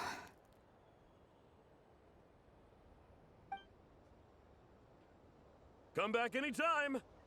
Right. Now, where were we? I don't know why, but I still held out hope.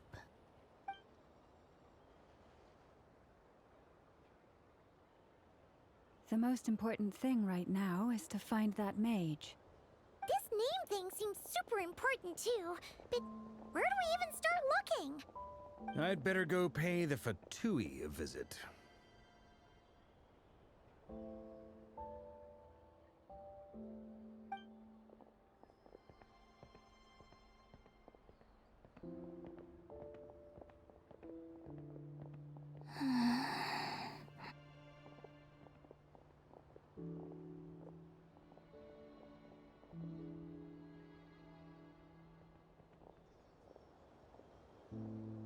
Columbina?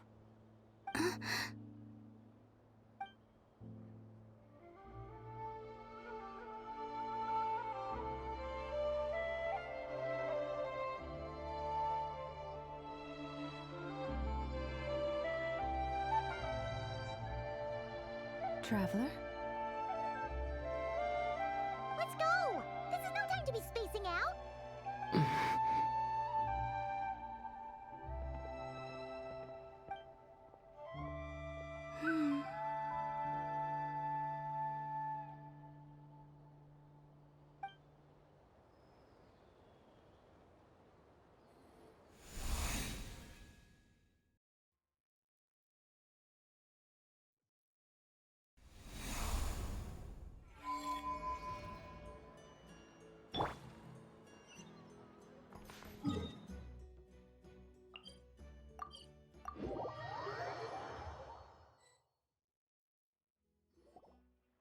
Where are they going?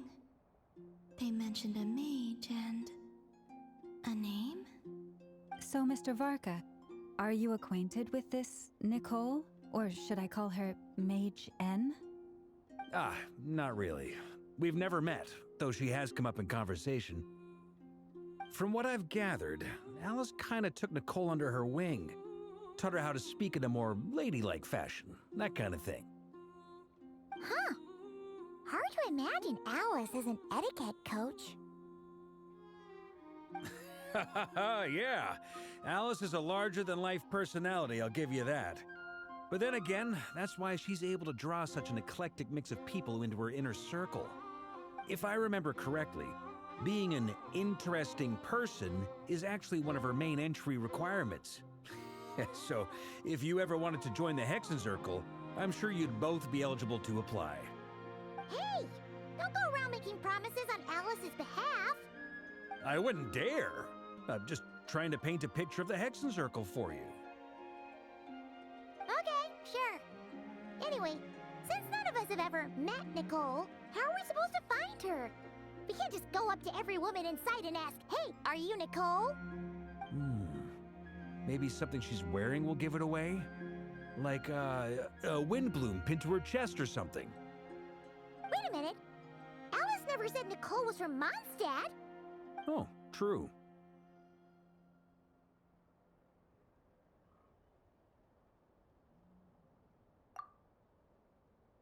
That would be this young lady, then?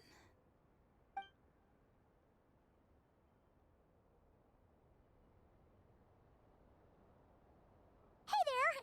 Sorry to disturb you, but are you Miss Nicole? Varka, Knight of Boreas of the Knights of Favonius. Alice might have mentioned me before. Mm-mm. Ah! Have we got the wrong person? Sorry. Well, this is awkward. When I shook my head, I meant, no, Alice hasn't mentioned you before. Huh? Where is this voice coming from? My apologies. For certain reasons, I am unable to speak. This is the only way I can communicate with you. It might take some getting used to, but I hope you can understand. Hey, it's fine. I'm more shocked by the fact that Alice never speaks about me. I mean... As for you two, we have crossed paths twice before, but it is nonetheless a pleasure to finally meet you. It's really you! Thanks for all your guidance in the past! You're quite welcome. This time, things are different. We have reached the unwritten pages of the story. You might say that we stand at the crossroads of fate. Now then, allow me to formally introduce myself. My name is...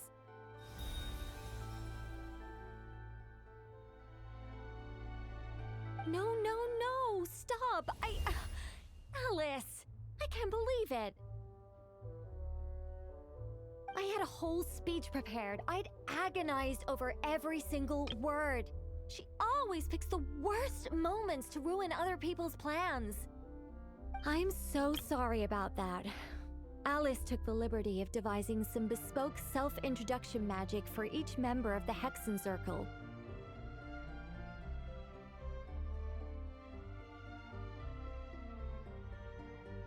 But I could have sworn I deleted all of the triggering conditions for it.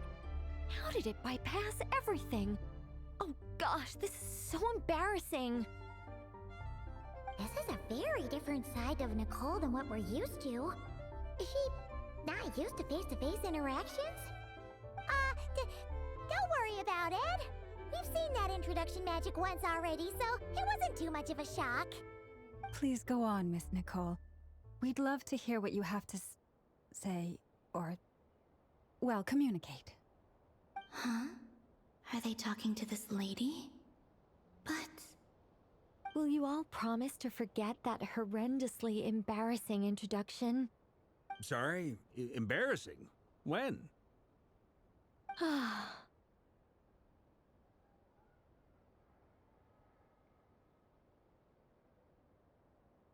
Yes. My name is Nicole, and I am one of a very few angels who have retained both their preferred form and their power. The Traveler and Paimon should be no strangers to this concept. There is another of our kind in Natlan. They call her the Lord of the Night. All right! Paimon remembers her!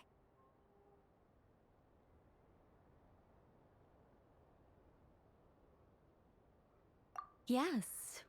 Well, I have retained more of my power than she. It's because I don't have a long-term duty to fulfill. To be more specific... no. We'll be here all day if I get into the specifics. Moving on. If I'm not mistaken, you are here because you wish to learn how one might reach the moon beyond the sky. That's right. Is that something you can give us any guidance on? Yes, I do know a way. It began with the Hyperboreans, who lived after the War of Funerary Flame. Blank looks. Maybe I should start with the background of the war. Or maybe not. It shouldn't be an issue. I'll fill in the gaps for you when we have more time. Anyway, after that war ended, the three moons retreated to beyond the false sky. The Hyperboreans were humans I once aided. They accepted the civilization and creations bestowed upon them by the angels. But despite accepting many blessings of the angels, many among them still held on to their faith in the moons. They were reluctant to accept the new order. Even after the War of Funerary Flame, they sought to contact the moon goddesses beyond the sky and receive their guidance. But all three had passed away by that point.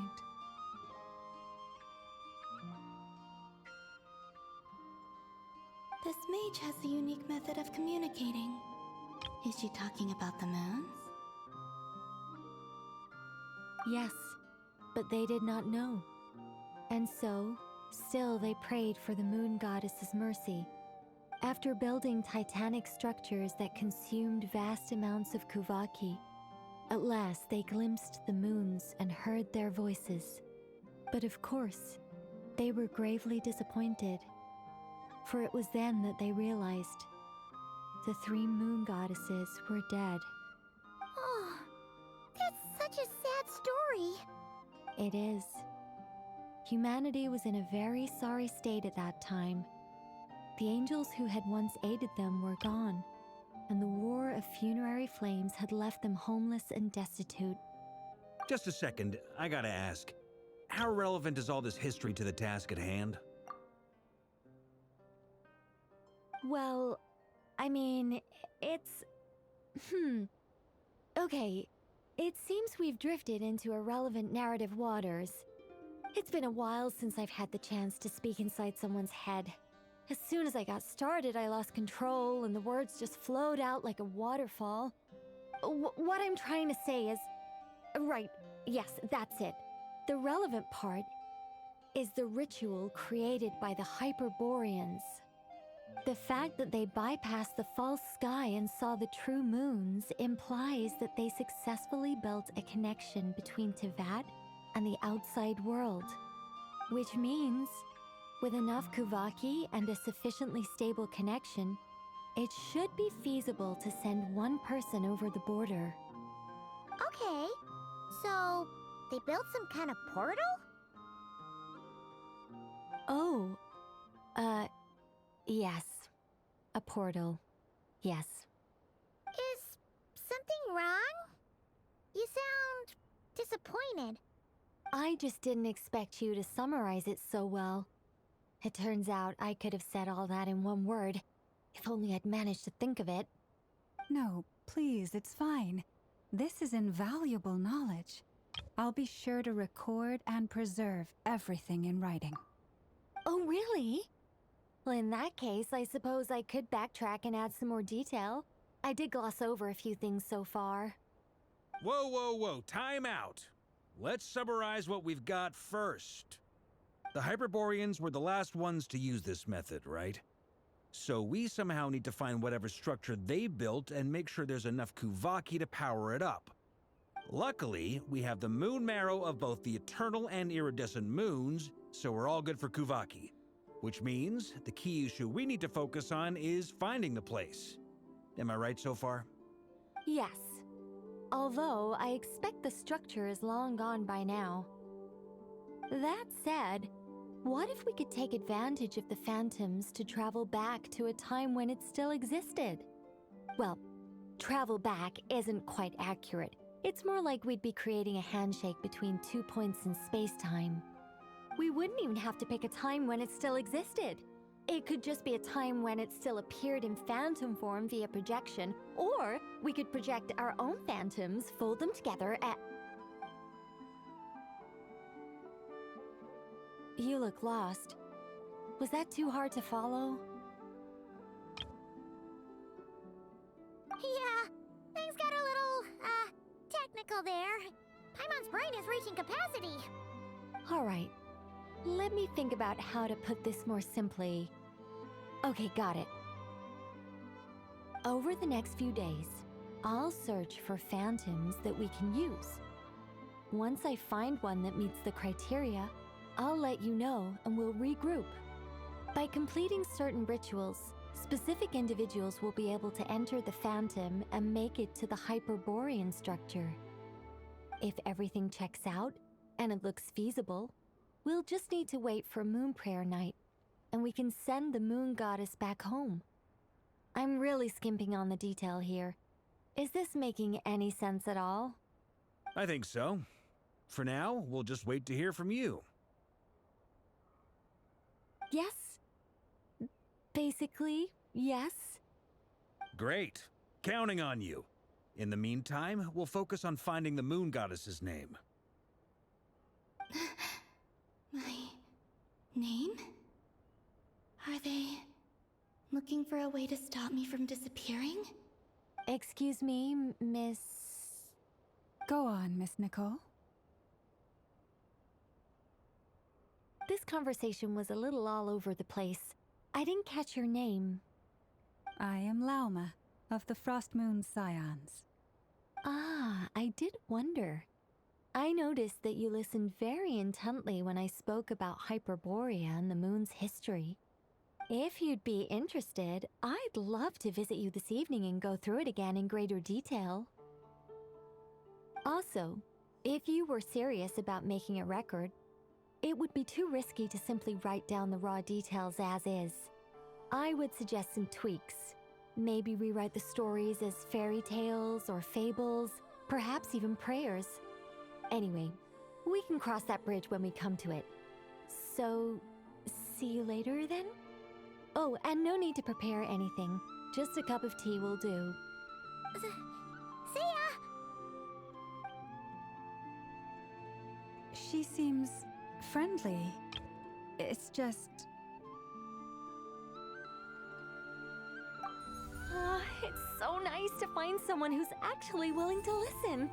I've been dying for a chance to finally go through all this systematically from start to finish. Any longer and I'd probably start forgetting it. Now Paimon gets why Alice told us to mind our heads. Ha ha ha ha! What did I tell you? A lot of quirky people in Alice's orbit. Now then, the next order of business is, where do we start looking for the moon goddess's name? Maybe the rest of what Nicole has to say might give us some clues. Once I've heard her out, I'll summarize the salient points and share them with you all. I'm also inclined to review our other documents. Yes, our faith was first established by our Hyperborean ancestors, but many of the more factually accurate records are from after Kuthar's birth. Sounds like we're gonna follow Columbina's journey through Devat, huh? In that case, we'll start by heading to the Frost Moon Enclave. Sounds like a plan. Take this with you. I'll see about getting in touch with the Fatui. It'll probably just be Arlecchino and Sandroni again. They're the only ones who would want to help. Thank you, Mr. Varka. Don't mention it. Honestly, I'm more comfortable dealing with the Fatui than prying into the details of a young lady's childhood. Catch you later. I should follow them, just in case there's some way that I can help.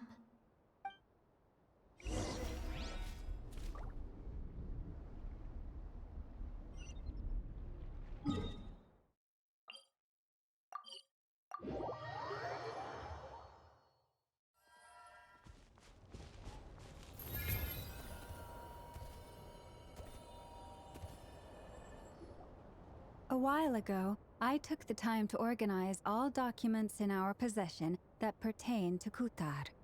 What you see here is the material I consider reliable. You're saying there's unreliable material too? Yes. Most of the information we have was transmitted through an oral tradition. Inevitably, some of her stories were mythologized and deified over the years through countless retellings. That's why I organized them into reliable and unreliable. There's no sense seeking answers in history unless we can ensure the veracity of the historical record. Makes sense. All right, let's take a look through.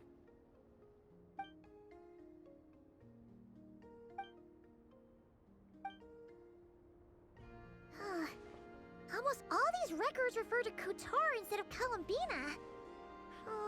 Although neither of those is her real name. Paimon's not sure what point she's trying to make. What we can gather from these records is that the Frost Moon Scions worshipped her as a god, placing impossible expectations upon her. I cannot fault them for their earnest faith, but for all their devotion, worshipping her day in, day out changed nothing. I imagine that none of it resonated with Columbina. It wouldn't surprise me if, even back then, she had already begun to reject the name Kuthar and everything it represented. Lama speaks the truth. When I heard them call upon Kutar with hope and expectation in their voices, they may as well have been calling upon somebody else.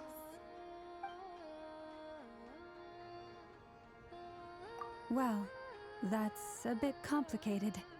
I looked at the level of detail, perceived authenticity, prose style, and how realistic their portrayal of Kutar seemed to be. Amongst the Frostmoon scions of today, only I know of her existence, and I alone have spoken to her face to face. As such, I know that there are certain things she simply would never do. That being said, I have sensed some changes in her lately. Changes? Me? Oh, seems like this is getting us nowhere. Oh, for what it's worth, why don't we check the unreliable sources too? Sure. Give me a moment.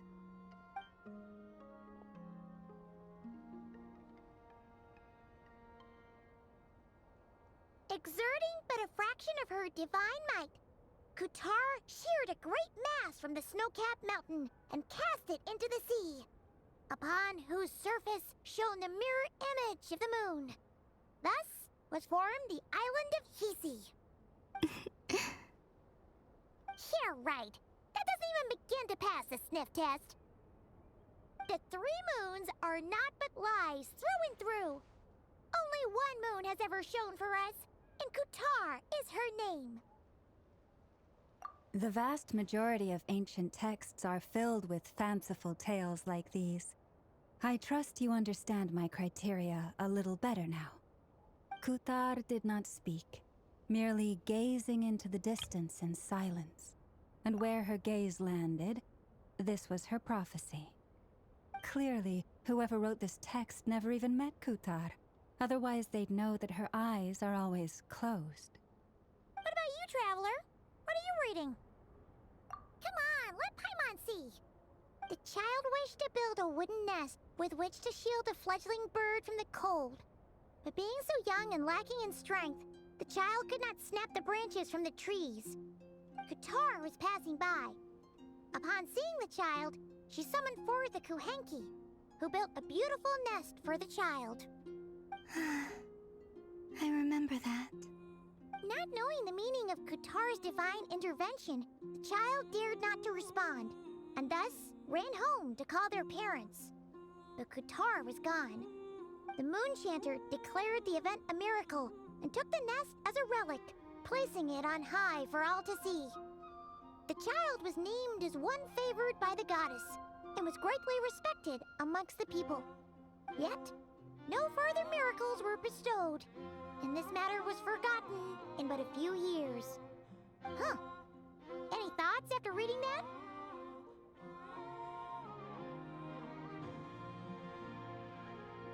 Yeah, Halabina probably just wanted to join the kid in making nests. Ah. I'd originally considered this a fabrication, because Kutar did not perform any similar actions in subsequent records. But now that I think about it, it does seem like something Columbina would do. It's just that... She didn't know how other people would interpret her actions. She was probably worried about making things difficult for people. So, she gradually stopped joining in. Yes. Oh, that's so sad.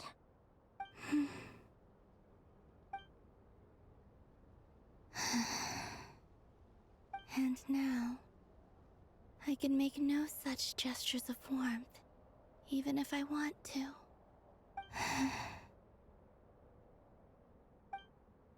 Still no name.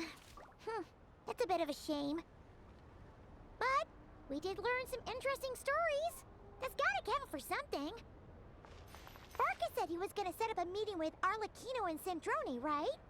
Let's go back to Nasha Town and see how he's doing.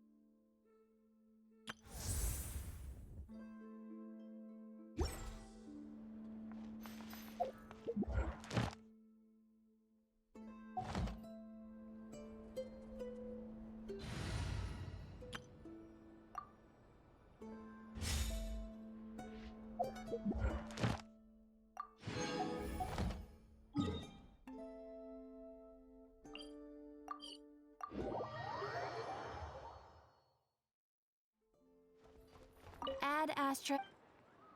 Thank you for Add Astra.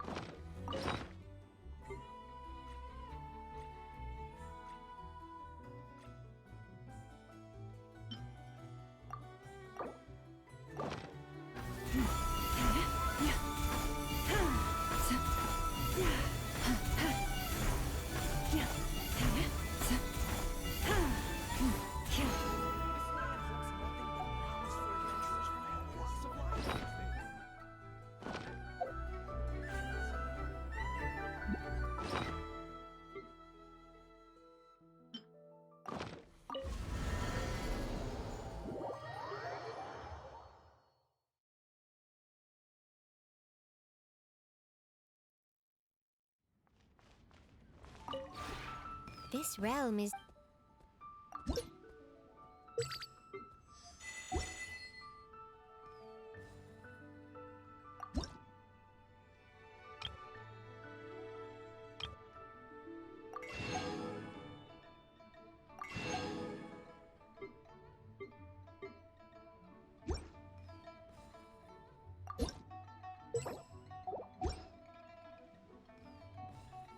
If you ever have...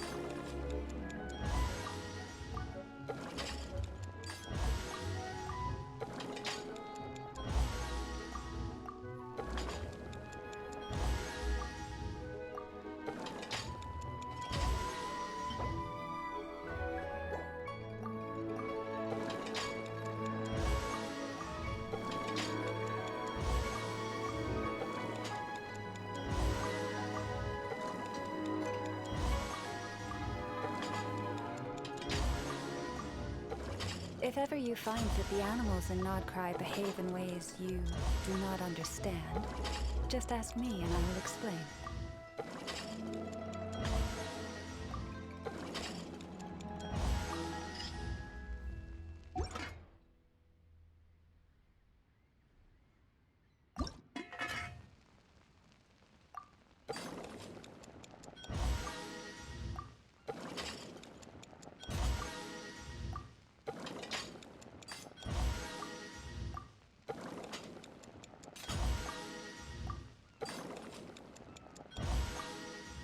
Have you decided where you will go from here?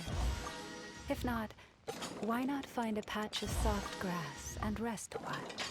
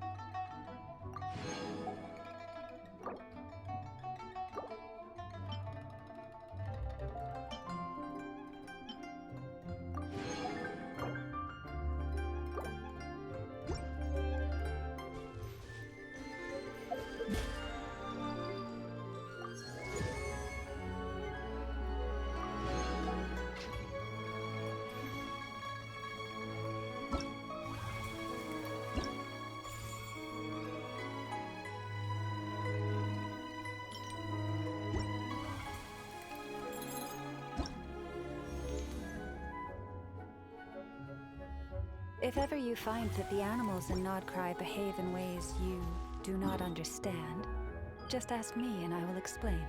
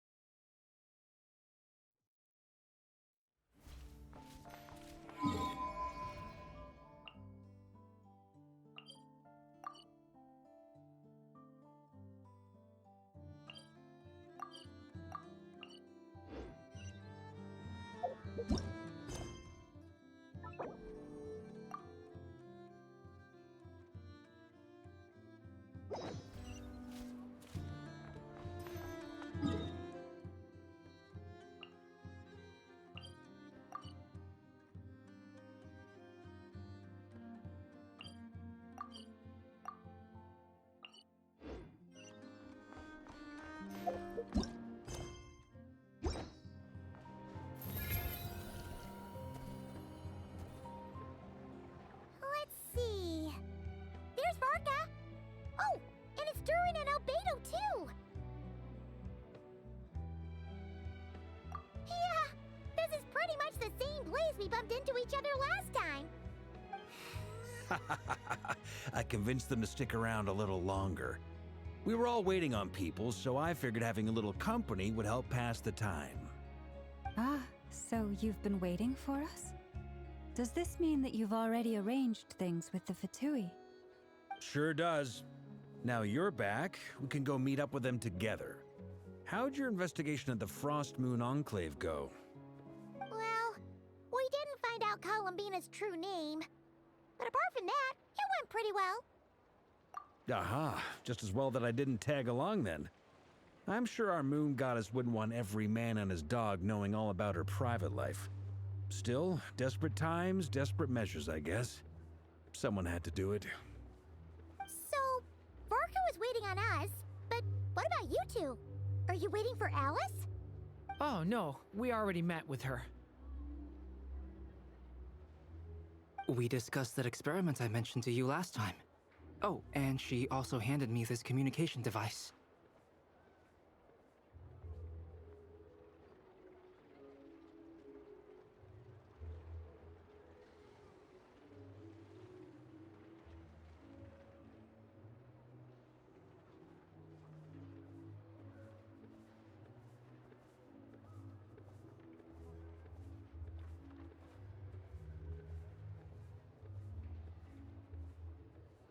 That's right.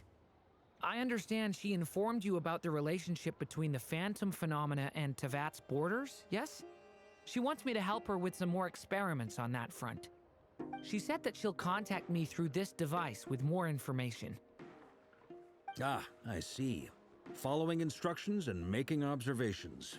Pretty common research method. Takes me right back to Albedo's lab.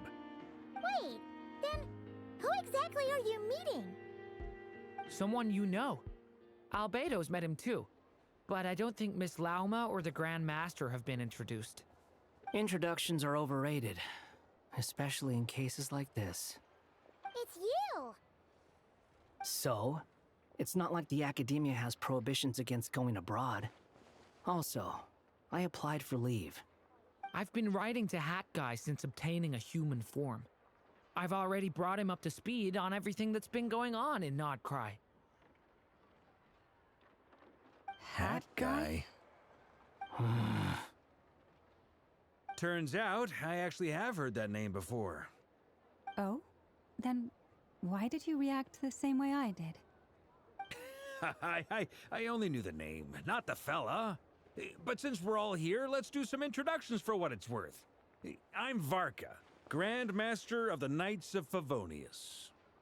Lauma, Moon Chanter of the Frost Moon Scions. And I'm a Driosh from the Vahumana Darshan of the Sumero Academia. Hat Guy. Good to see you again, Mr. Guy. I believe we last saw each other on the boat ride here.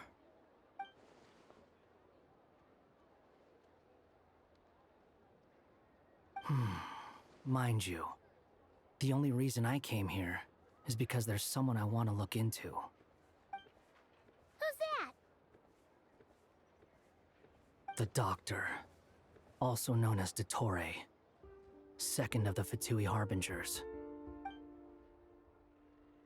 From the tone of your voice, it sounds like there's bad blood between you. I was reviewing our archives and noticed that a lot of information about him was missing. Left a bad taste in my mouth. That's all there is to it. Dottore, or Zondique, as he was then known, once studied at the Academia, but he got kicked out before he could graduate.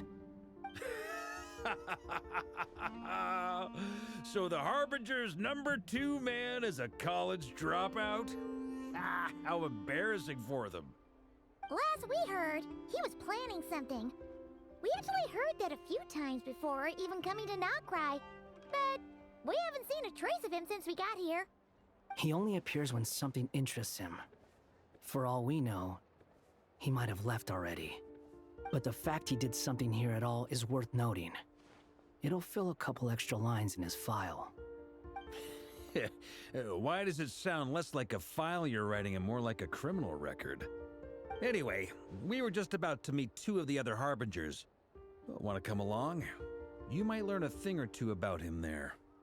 Sure. Even though they're Harbingers, well, they're old acquaintances of ours, so, you know, when you talk to them, try to be... I got it. The Frost Moon Scion's relations with the Fatui remain tense. Forgive me if I do not attend. In that case, we'll continue assisting Miss Alice with her experiments. Good stuff. Everyone's having a fruitful time. All right, we better get going. I'll lead the way.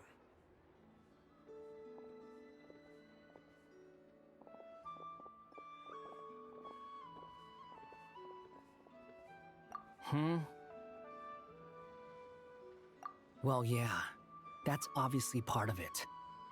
But I'm not the only one who has a score to settle with him. Neither you, nor Lesser Lord Kusanali, nor I want to see him meddling with things again. What's the hurry? Don't worry. Pigeons always know which way home is.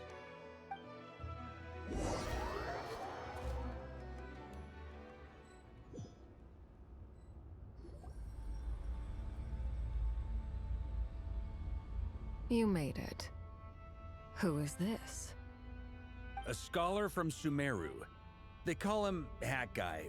He's an old friend of the Travelers. Wait, this is the Academia representative you wrote about? He doesn't exactly look the part.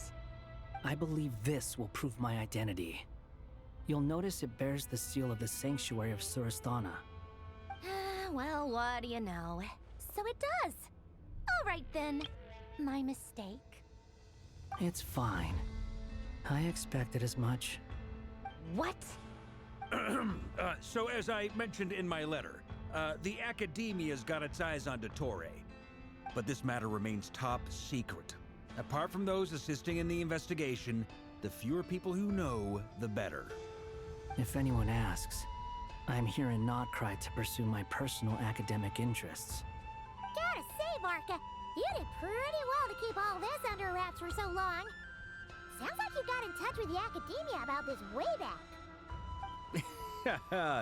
You flatter me. Where do I even start? Remember that time we fought Rerir at Star Sand Shoal? He sure let me have it then, didn't he? I'll bet Dottore had that all sketched out, with me as his convenient little pawn. He could not care less about us if he tried, but hey! The feeling's mutual. Does Dottore really strike you as the sort who values his relationships with his colleagues? Fair point. Definitely not. Which is why I always keep my guard up whenever he starts making suspicious moves. To that extent, our motivations align. On top of which, I consider you trustworthy people. Now, back on topic. In the wake of the Reikir of Solnari episode, Sandrone and I grew suspicious about Dottore's complete inaction during the entire affair. So we tried to find out what he'd been up to, but unfortunately to no avail. He never lets anyone in on his plans. the more he cares about something, the more secretive he gets. Indeed. Perhaps he believes that by keeping a low profile, he can avoid trouble. But that trick isn't going to work on his colleagues. Yeah, I mean, he's been researching the ancient moon's remnants. And he's been trying to get his paws on the moon marrows. Only an idiot would believe he doesn't have something more planned. With this in mind, I returned to Snezhnaya and relayed my thoughts to Her Majesty the Tsaritsa, entreating her to have him recalled. That's pretty direct. Did the Tsaritsa agree? Yes. I made it abundantly clear that the Fatui's business in Nod-Krai is almost concluded, and we do not need 3 harbingers in this territory. Her Majesty concurred. Accordingly, Dottore has returned at her orders. I imagine he is continuing with experiments, which no one besides he would ever have any interest in. Common sense might mean nothing to him, but he's not stupid. He knows that no good can come from opposing the Tsaritsa. Smarts alone won't get him all the way. He needs the Rooster's resources and Regrator's Mora, both of which the Tsaritsa can strip from him by waggling a finger. But doesn't he have a track record of publicly following orders while going against them in private? He probably has it down to a fine art by now. Wouldn't put it past him. We worked together on a research project once. Only briefly, but it was enough to show me that we're fundamentally different people. He has no interest in doing things methodically, stage by stage. His thoughts jump all over the place, and the moment his curiosity is satisfied, or he gets the results he wants, he disappears. The only similarity we share is that, once we set our minds on doing something, we will see it done, whatever it takes. Oh, we definitely saw some of that in your battle with Rerir. You got so competitive. Ugh, do not remind me. Then I believe we all concur. Dottore will not simply give up. Fantastic. Now this is turning into a whole day of unpleasant memories. Ugh. Are you talking about the moon marrow stuff? He also strikes me as the kind of person to disregard experimental regulations, ruin all the equipment, and go way over budget. Then leave the first person he can find to deal with the fallout. Exactly. This one time, he was running some high-temperature experiment and the substance exploded. But does he care? No. He orders his subordinates to open the device so he can observe the results, which causes the gas inside to leak out. That gas was poisonous. If I hadn't been there, who knows how many people might have died. And after all that, he left, while I was still cleaning up after his mess. What a waste of time, he said. Waste of time? The nerve! He wasted my time! You've been bottling that up for a while, huh? Hat Guy, I must say, you seem awfully familiar with internal Fatui affairs. Especially when it comes to Dottore. Thank you, Lady Harbingers, for providing such valuable information. I have no other questions for now, so I'll be on my way. Wait, what? You're just gonna leave? You're welcome to join if you want. Ugh. Just when Paimon thought he'd finally mellowed out. He makes quite the impression. I'll say. I've met tons of headstrong people, but not many of them would join me in bad-mouthing Dottore. Anyway, back to the main agenda. Barca, you said that Columbina has gone missing? Or rather, disappeared. Yeah.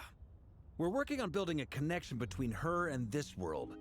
The simplest method is to find out her real name. I've actually asked her that question before, but she said she didn't know.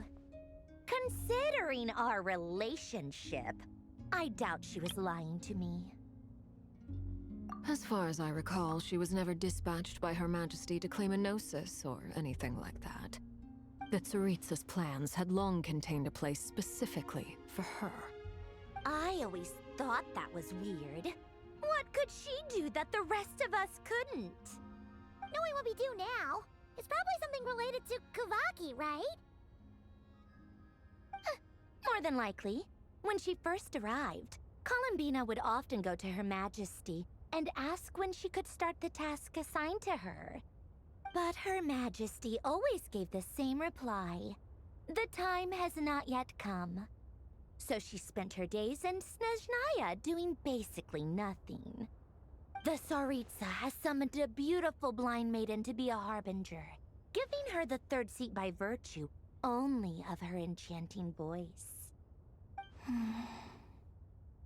was a dumb and stupid rumor, but the reality of the situation made it hard to refute.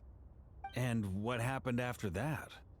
I imagine she stopped caring. She no longer seemed to care why she had been recruited, and Her Majesty never gave her any missions, so she just continued to sing in the flower garden. For my part, I was busy. So busy, in fact, that watching someone be that idol had me fuming. But still, I got the sense that she had long been used to a life of other people claiming she was needed when she wasn't. I just felt that having a place to stay would cost me something eventually. And so I waited quietly for the day that I would have to pay the price. And on the other end of that spectrum, you had me. Someone once told me that I had the lousiest work and the toughest luck. That's a good way of putting it. I forget who said it, but those words have always stuck with me.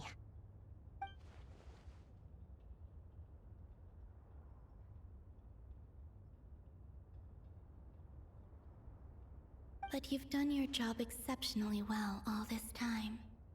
Because at heart, you are a conscientious person. What is it? Something come to mind?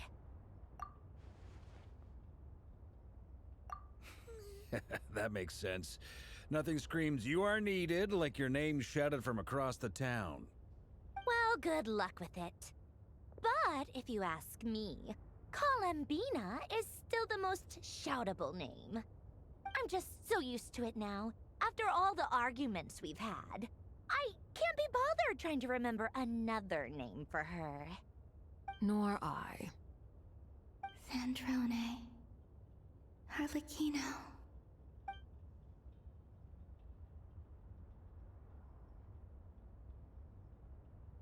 Huh! It's a Sealy! Does that mean Nicole has news for us? Ladies, I thank you for your hospitality.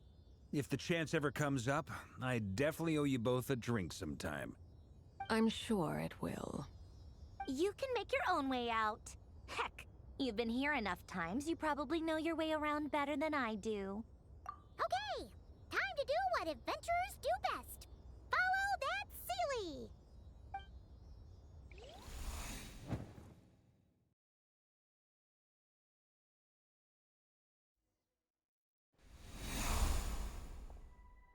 Here you are.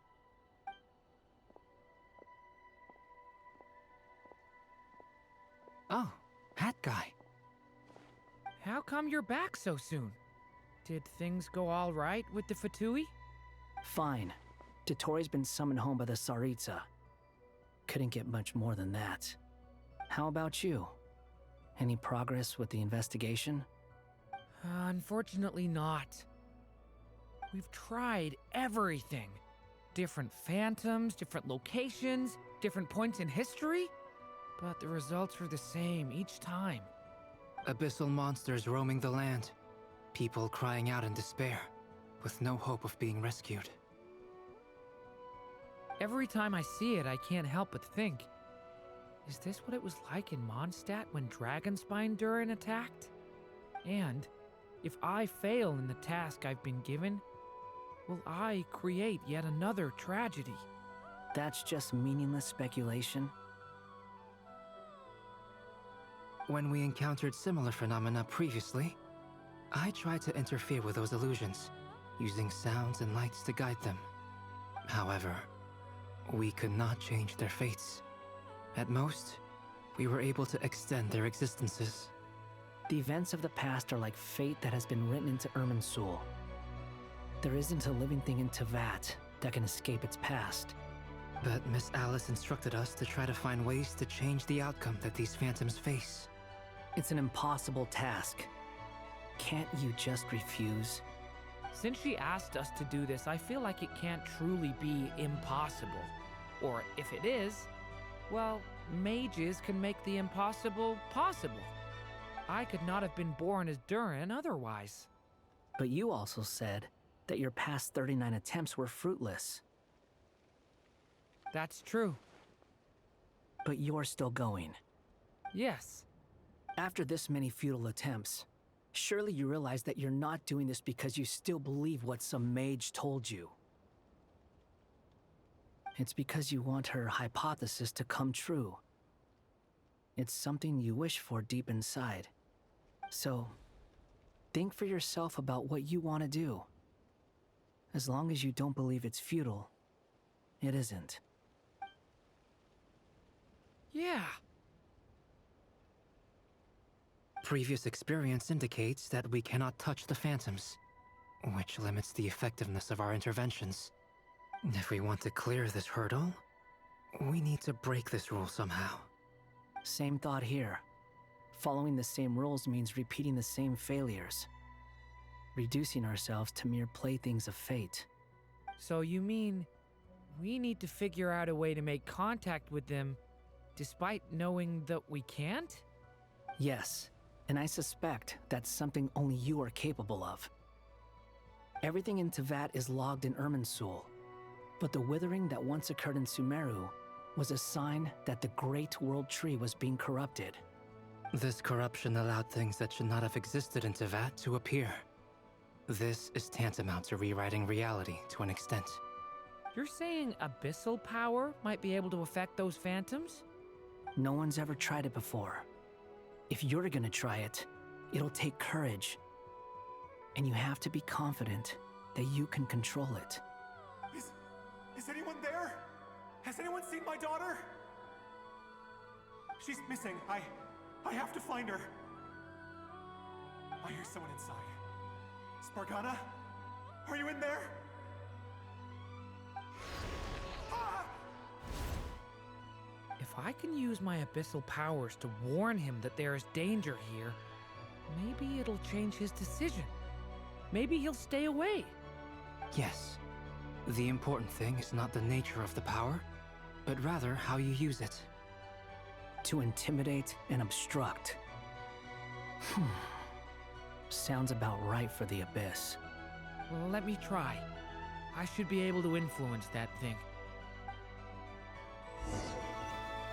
Have you seen a little girl? What? This isn't the time for that! Just run!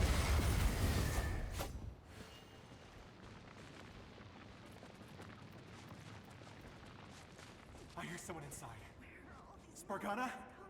Are you in there?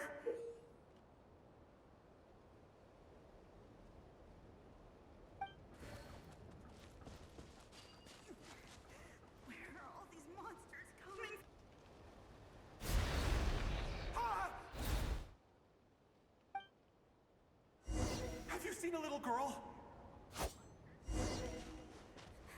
What? This isn't the time for that! Just run!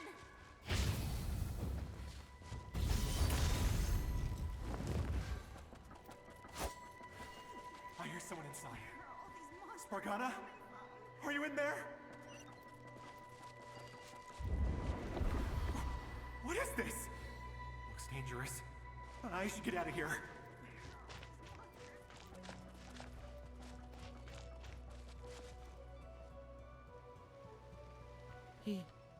He really left. Ha! We did it! Don't celebrate too soon. Follow him. See what he does next. Monsters approaching from the front. You need to stop them and create an opportunity for him to hide.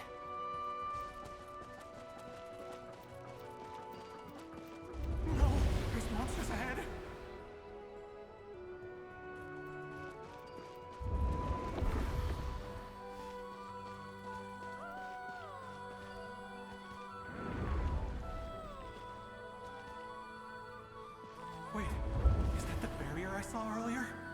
Why is it appearing now? It's as if someone's controlling it.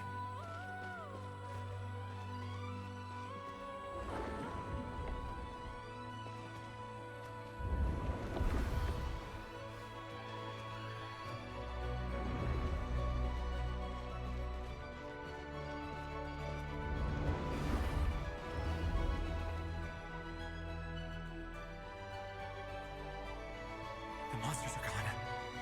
Is it safe now?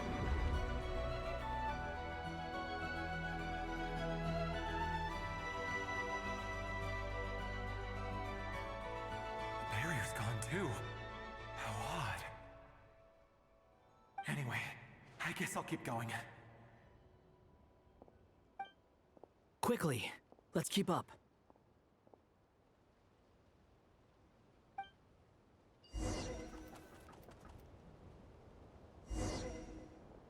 Wait, there was someone else here?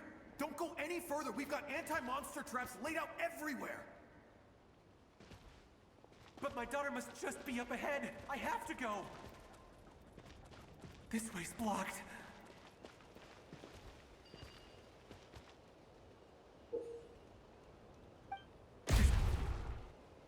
Ah!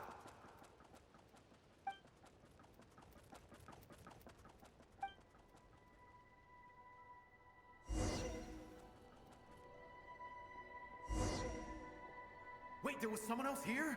Don't go any further. We've got anti-monster traps laid out everywhere. But my daughter must just be up ahead. I have to go. This way's blocked.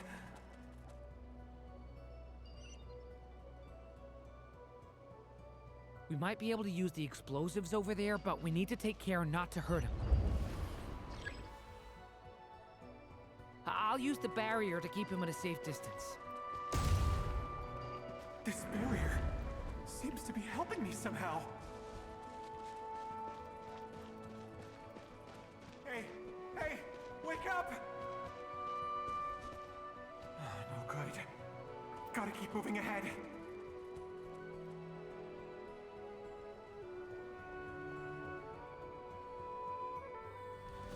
So many monsters! There's still a chance, Durin. Use the traps.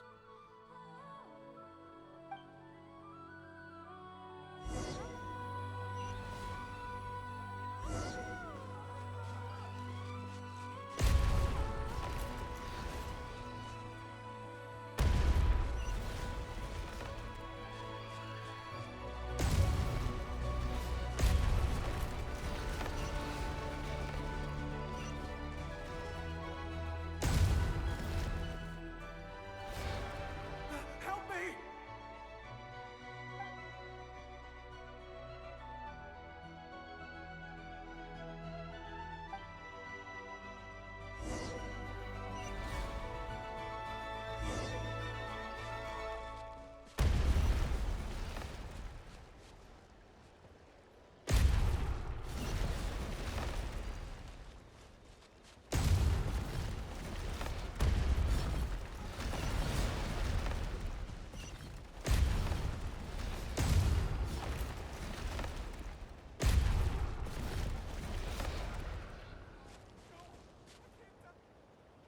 This is a new development. I've never seen this happen before.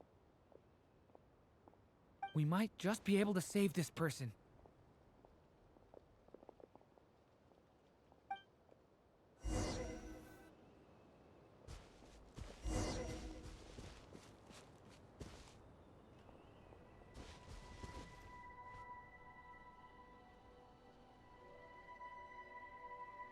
Hello there.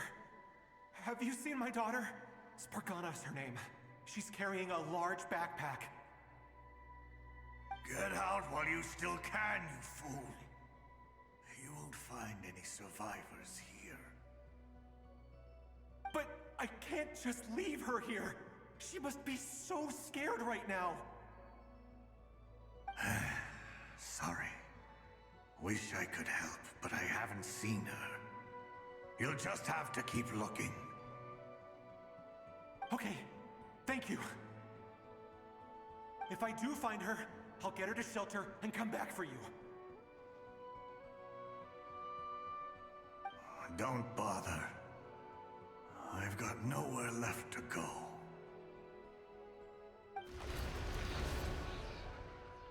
What's that noise? Monster! No, if he goes inside, he'll be walking into a trap. Let's try this once more. This time, we have to stop him.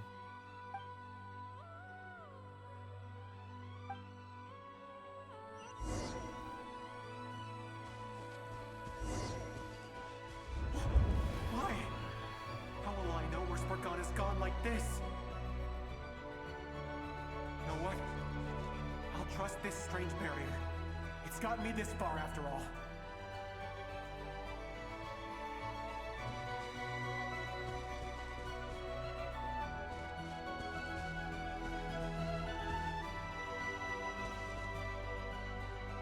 Spargana, are you there?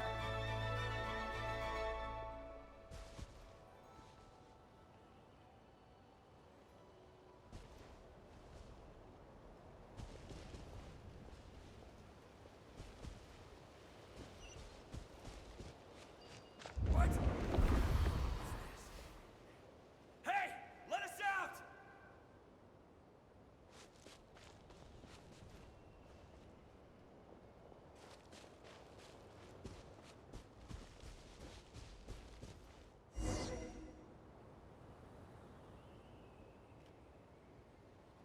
Huh? That looks like one of my daughter's books! Thank you. Thank you. Yes, it's one of hers for sure. That's her name on it right there. She left her backpack here.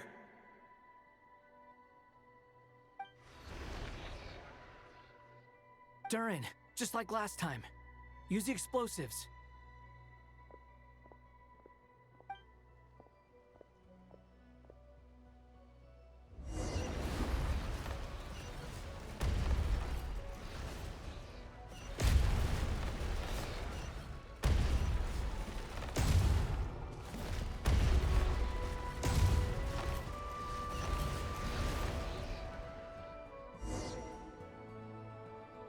It won't work.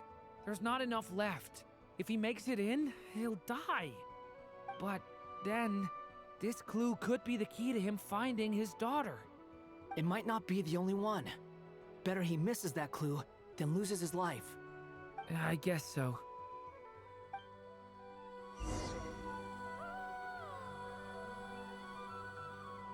Stop him, Durin. We can't let him get any further in. That's my daughter's book! She's passed this way! Why? Why won't you let me go in?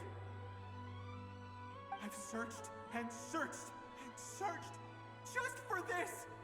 But how will I find her without any clues?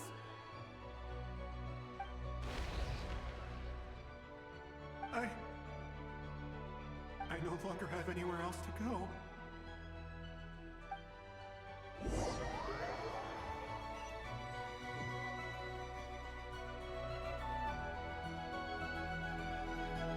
I'm sorry.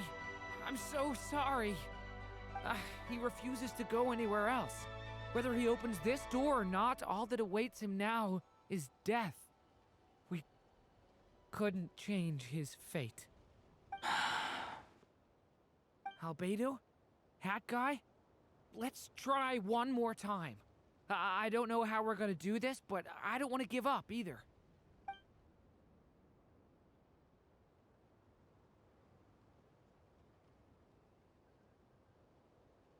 Why am I here? What's going on? All these scenes running through my head. Where are they from? Huh? What's going on?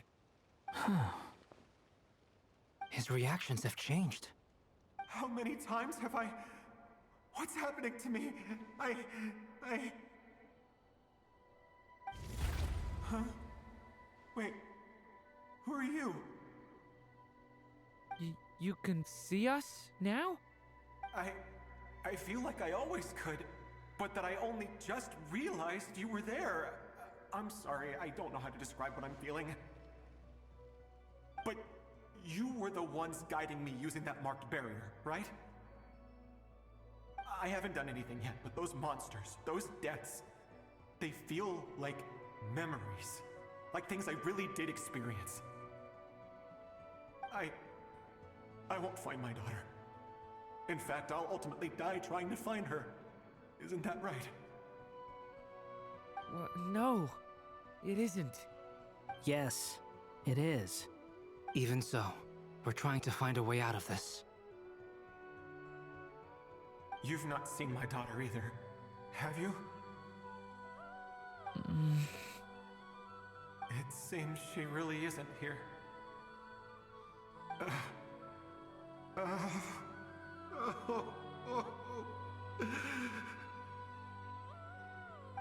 I'm sorry we couldn't help you.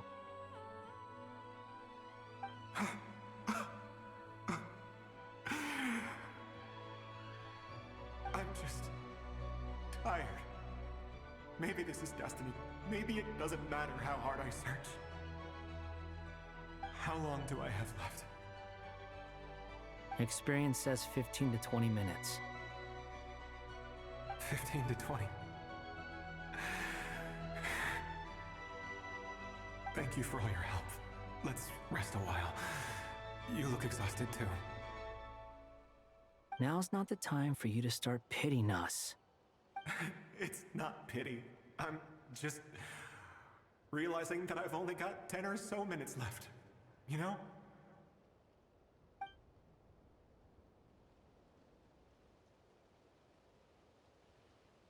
You say you're from Mondstadt, yes? A place with windmills, where people enjoy limitless freedom? And you're from Sumeru, where they've built an academy into a giant tree? Yes. It seems you've never heard of either place. Those names are unknown to me, I'm afraid, yes. Have you heard of Hyperborea? I have, but I heard that it was destroyed in the distant past. I see. That was where my ancestors once lived. What about Delphi Pytho? Was it later rebuilt? I've never heard that name. Then what about Salvindagnir? I have seen that name on stone tablets on Dragonspine. But I'm afraid the only things left of that place are its ruins. I see. Sure enough, there was no way to turn this around, huh? I'm sorry. I was the one who asked to chat, but it seems like we're too many ages apart. There's barely any common ground to start from. It's all right. We did hear something new, at least. From how you speak of your lives, things must be going all right for you, I guess. They are. Mondstadt is a place of freedom and happiness. There's a lot of good people in the church and the Knights of Favonius, and even outsiders find that it's an easy place to feel at home. We have festivals a few times a year. Everyone gets together to drink, sing, and be merry. Sumeru is a lot more uptight. Not really the kind of place where you can relax. It's a nation fraught with problems wherever you look. But if all you want in life is to seek knowledge, I guess it's pretty much paradise. That's wonderful. In other words, after this all-devouring black tide passed, humanity did not merely avoid extinction, but rose to build prosperous civilizations anew. I mean, I can see you all right now. That must mean the future isn't a total mess, right? That's true. Well, time's almost up. Let's part ways, I think. Might be best if you don't waste too much time on me. The chances are slim, I know, but I'd like to spend these last few minutes looking for Spargana. If things work out, I'd love to tell her about what I've heard. May we meet again. Well, or not, most probably. In that case, may your wishes come true.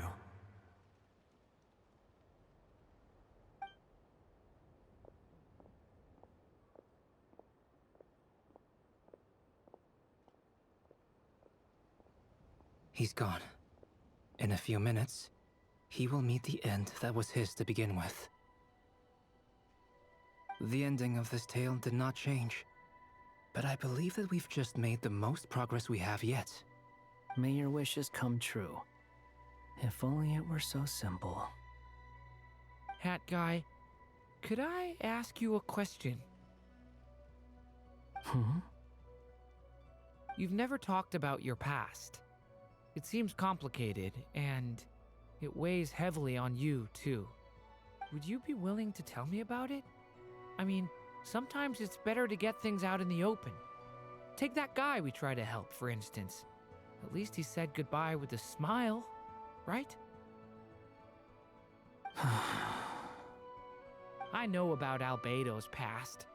Our experiences are very similar, and he created me. As for you, you're my first friend, and you've witnessed every step I've taken. But by comparison, I know nothing about you. Either way, I mean, we're still best friends. But if I knew more about you, I might understand your thoughts a bit better. I've told you about myself. I'm a student at the academia. And what did you do before that? Prepared for the entrance exam? All right. If you really don't want to talk about it, I won't press you any further. I was a puppet built from the branches of a white tree, using technology left behind by the Conrian schools of mechanical engineering. A white tree? You mean an Irminsul tree? Yes, a branch of Irminsul that was once connected to the main tree. So you had a human creator too? Yeah, but my creator abandoned me after deciding that I was a failure. After that,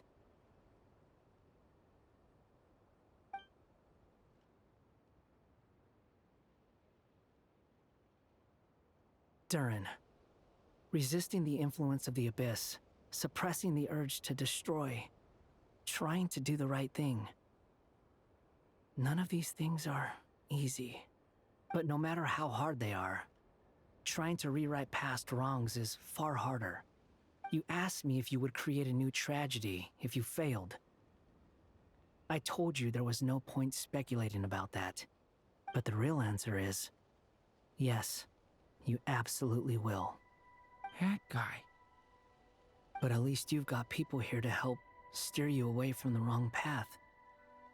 So, just keep aiming towards the light. I will. I promise. All right, break time's over. Hello? Durin speaking. Hello, friends, it's me! What have you been up to, I'm detecting some unmistakable fluctuations here at the border. The amplitude isn't particularly high, but they're completely different signals from the ones before, and the scale is comparable to those I've detected previously. Alice, we were unable to save that person. However, he appears to have retained a portion of the memories gained through that cycle, and was able to hold a conversation with us. I see. Well, that is rather odd indeed. It definitely merits further attention. Could I trouble you to keep trying the same approach? I need to gather some more data. Counting on you. I should probably have Nicole come and check this out as well.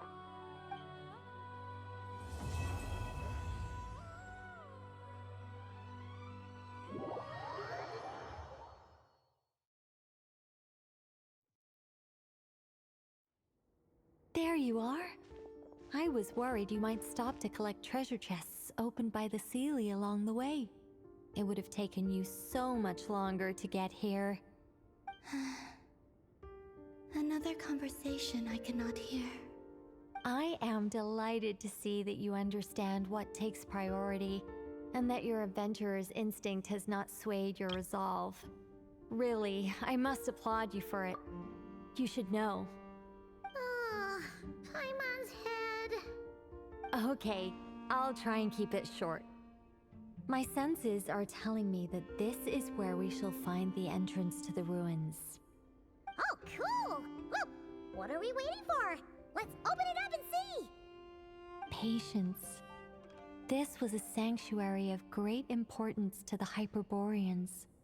A special process is required to open the gate. Oh, like the place that housed the Eternal Moon's marrow? Okay, so what's the plan? Need us to do anything? And just the short version, if you can. Ah, all right then. I was planning to start with some background on the invention of these techniques. Are you sure you don't want to hear it? It's quite informative. Remember what you were saying about priorities? Fine. Simply put, we need 3 human representatives to successfully undergo a process of Kuvaki resonance. Think of it as a test from the 3 moon goddesses to see if the entrants are qualified, with the most recognizable qualification being Kuvaki. Pretty sure Lauma would ace that test. Oh, wait. But we need 3 people. I also have no doubt that the Moon Chanter would be qualified. But we would need 2 other people with the same constitution. Therefore, the most feasible method is not so much to follow the rules, but to figure out how the test functions and find a workaround. I've done some research, and it turns out the mechanism is rather crude. We'll simply need humans to stand before it who have sufficient Kuvaki energy within them. I'm with you so far. How do we get the Kuvaki in them? The easiest way would be transfusion. Take some Kuvaki from Nod-Krai's soil, put it into the bloodstream, and get it circulating in the body.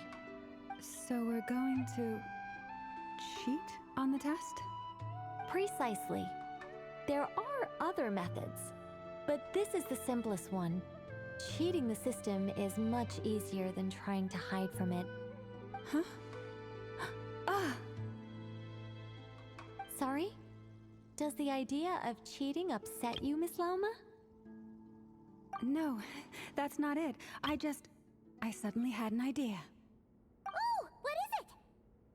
It's about Moon Prayer Night. I figured out a way for Kutar to join in the festivities. Huh? But as Paimon said, we need to have our priorities straight. Let's get back to the test. I'll follow up with Nefer on the festival arrangements. Oh, okay. Anyway, is this really the best method we have? A Kuvaki transfusion sounds dangerous, no matter how you slice it. If you think that's dangerous, wait till you hear the other methods. I'd be more than happy to go through them if you'd like. There are several. No need, we're good. Let's go with this one. Very well. Kuvaki transfusion it is. Now, I should mention that the risks can be greater or lower depending on individual compatibility. It would be rash to simply infuse the Kuvaki and hope for the best. If the body rejects it, the reaction can be quite severe. The symptoms are similar to another condition that some people living here suffer from, known as congenital Kuvaki sensitivity. So, before we execute our plan, I will perform a simple test of my own to see who is compatible and who is not.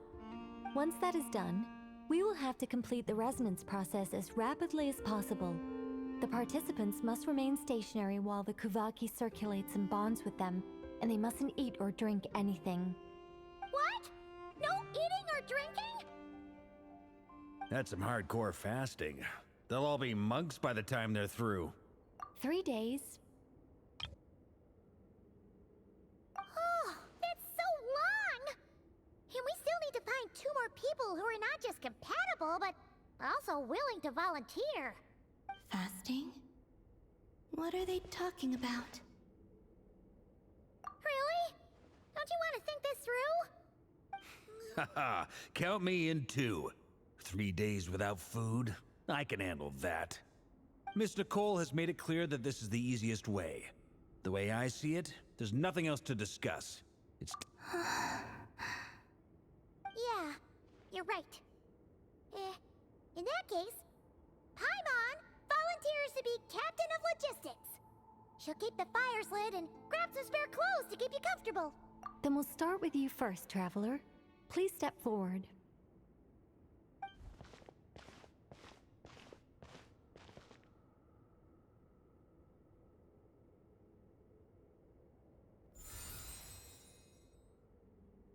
How's it going? Do you feel anything? How about now?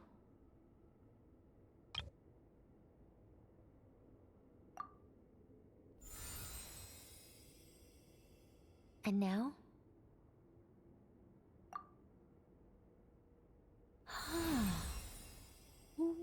What about now? You guys, it's not a competition, you know.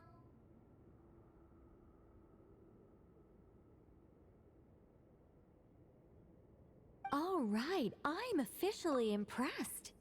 Even as a descender, you can withstand far more than I imagined. It's like I summoned a giant stone titan to arm wrestle you, and your arm hasn't even moved an inch. In my last attempt, I infused 5 times the amount of Kuvaki required. Yes, safe to say, compatibility won't be an issue for you. You're eligible to join. You're next, Mr. Varka. Sure, here goes nothing. All right, I'll start where we left off. 5 times the required Kuvaki dose. Whoa, whoa, whoa, hey, wait a minute. How's it going? Ooh, no, not great. I kind of want to puke. Feels like I've been drinking too much. A few bottles of wine, then a big stein of Dark Horse, with some hard liquor from Liyue mixed in. You think this is funny? I just lost to a young lady in an arm wrestling contest. I'm never gonna live that down. My apologies. I'll lower the concentration and try again. Oh. How's it going now?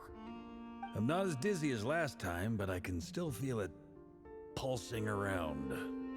In that case, you wouldn't be an ideal choice, Mr. Varka. Let's try someone else. Okay. Let's go ask some of our other friends then.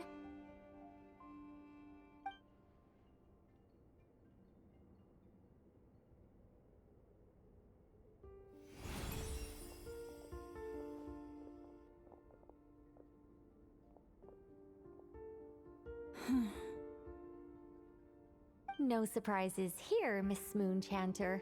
You're perfectly compatible. You may join.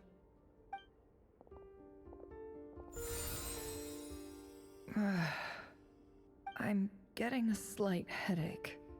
Shame. You were so close. Whoa, I'm itching all over. Allergic reaction. We can't have that. Huh? Well, are you gonna start a what? The Hexenzirkel is an organization that cares for and protects children. We will not have them do dangerous things. Not even tests.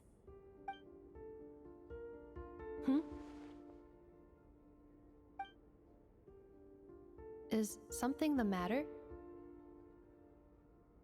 The candidates have to be human.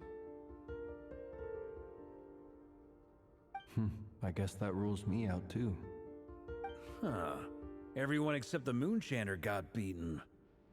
Guess I don't need to feel so bad after all.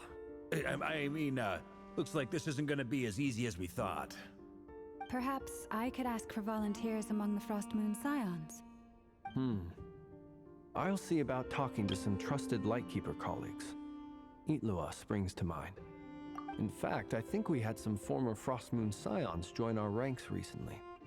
Can you give me the scientific explanation for how the test works? I can probably make some kind of test bot. Then we can just zip through Nasha Town, going up to people and pressing a button to check their status. Wouldn't that be way easier? No. Wow! No elaboration for once. How about I contact the Knights of Favonia's garrison in the Wave Chaser plane? Shame that Lohan's already left. That guy's even tougher than I am. Strange. The moon goddess is clearly revered by many people. So why is she on the brink of disappearing? She mentioned that the world has rejected her from the very beginning.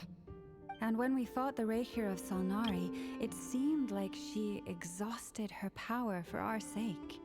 Also, Paimon's not sure revered is the right word for how people feel about her. Gratitude, certainly. For my part, anyway. It's basic reciprocity. She helped us, so she deserves our help in return. Yeah, even though she looked like she didn't care, she still saved a ton of people, including me. A review of the relevant data leads me to conclude that Miss Columbina is a good person. Yep, you bet! They really think so? I'm super surprised that Columbina isn't her actual name, though. I think it really suits her. It's light and graceful and... yeah, just a really pretty name. I know, right? Unfortunately, that's not our decision to make. Columbina. That was the code name the Fatui gave me. But it also came up in the song I heard when I was born. But... is that really all there is to it? What do I truly think of my own name? Is there anyone left who will still call me by that name?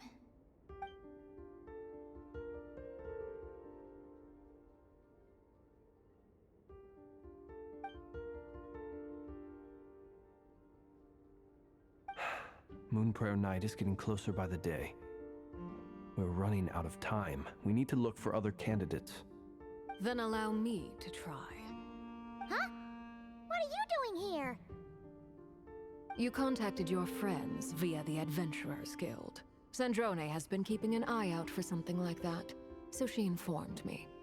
Since I have the ability to accommodate a moon marrow, I should prove to be a suitable candidate. Arlecchino.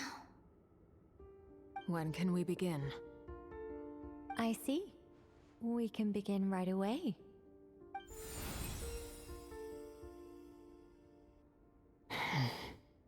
How was it? Did you feel any discomfort? Not at all. Then it seems we shan't need to look for additional candidates after all. Cool. All right, like Paimon said, the rest of us can take turns making sure the three of them stay warm and comfy. Then, my job is to take care of the caretakers. I will ensure everyone receives food and accommodation. I'm ready as well.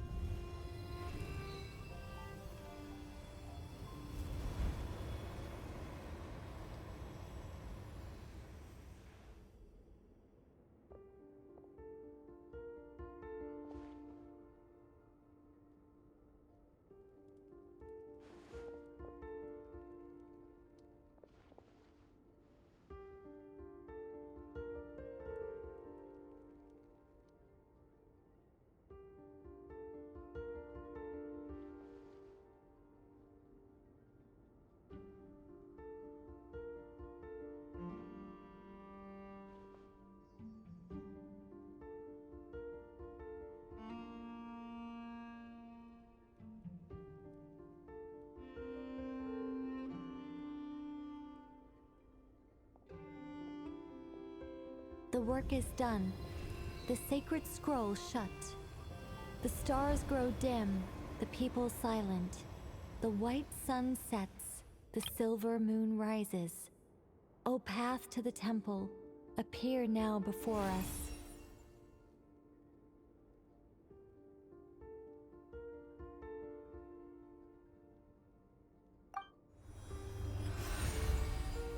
Wow! It really opened! So that's what all this is about. They've been trying to open this gate. Come, let us enter.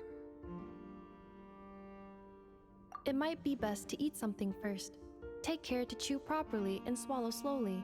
It will give your body time to readjust to the digestion process. They will head in soon. They will need to enter this gate.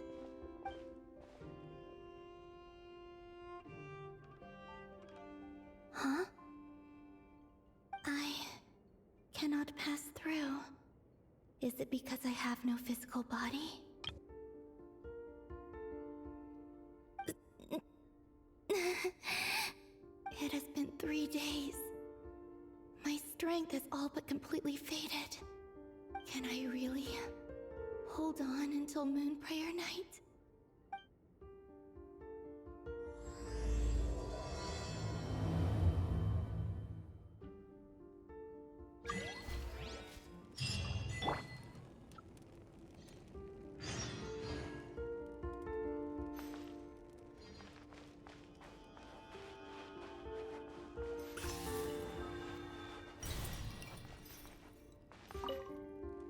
It's good to know you're all well.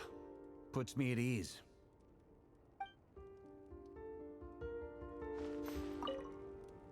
I have confirmed that you are all in good health. With that, my work is now complete. Congratulations are in order.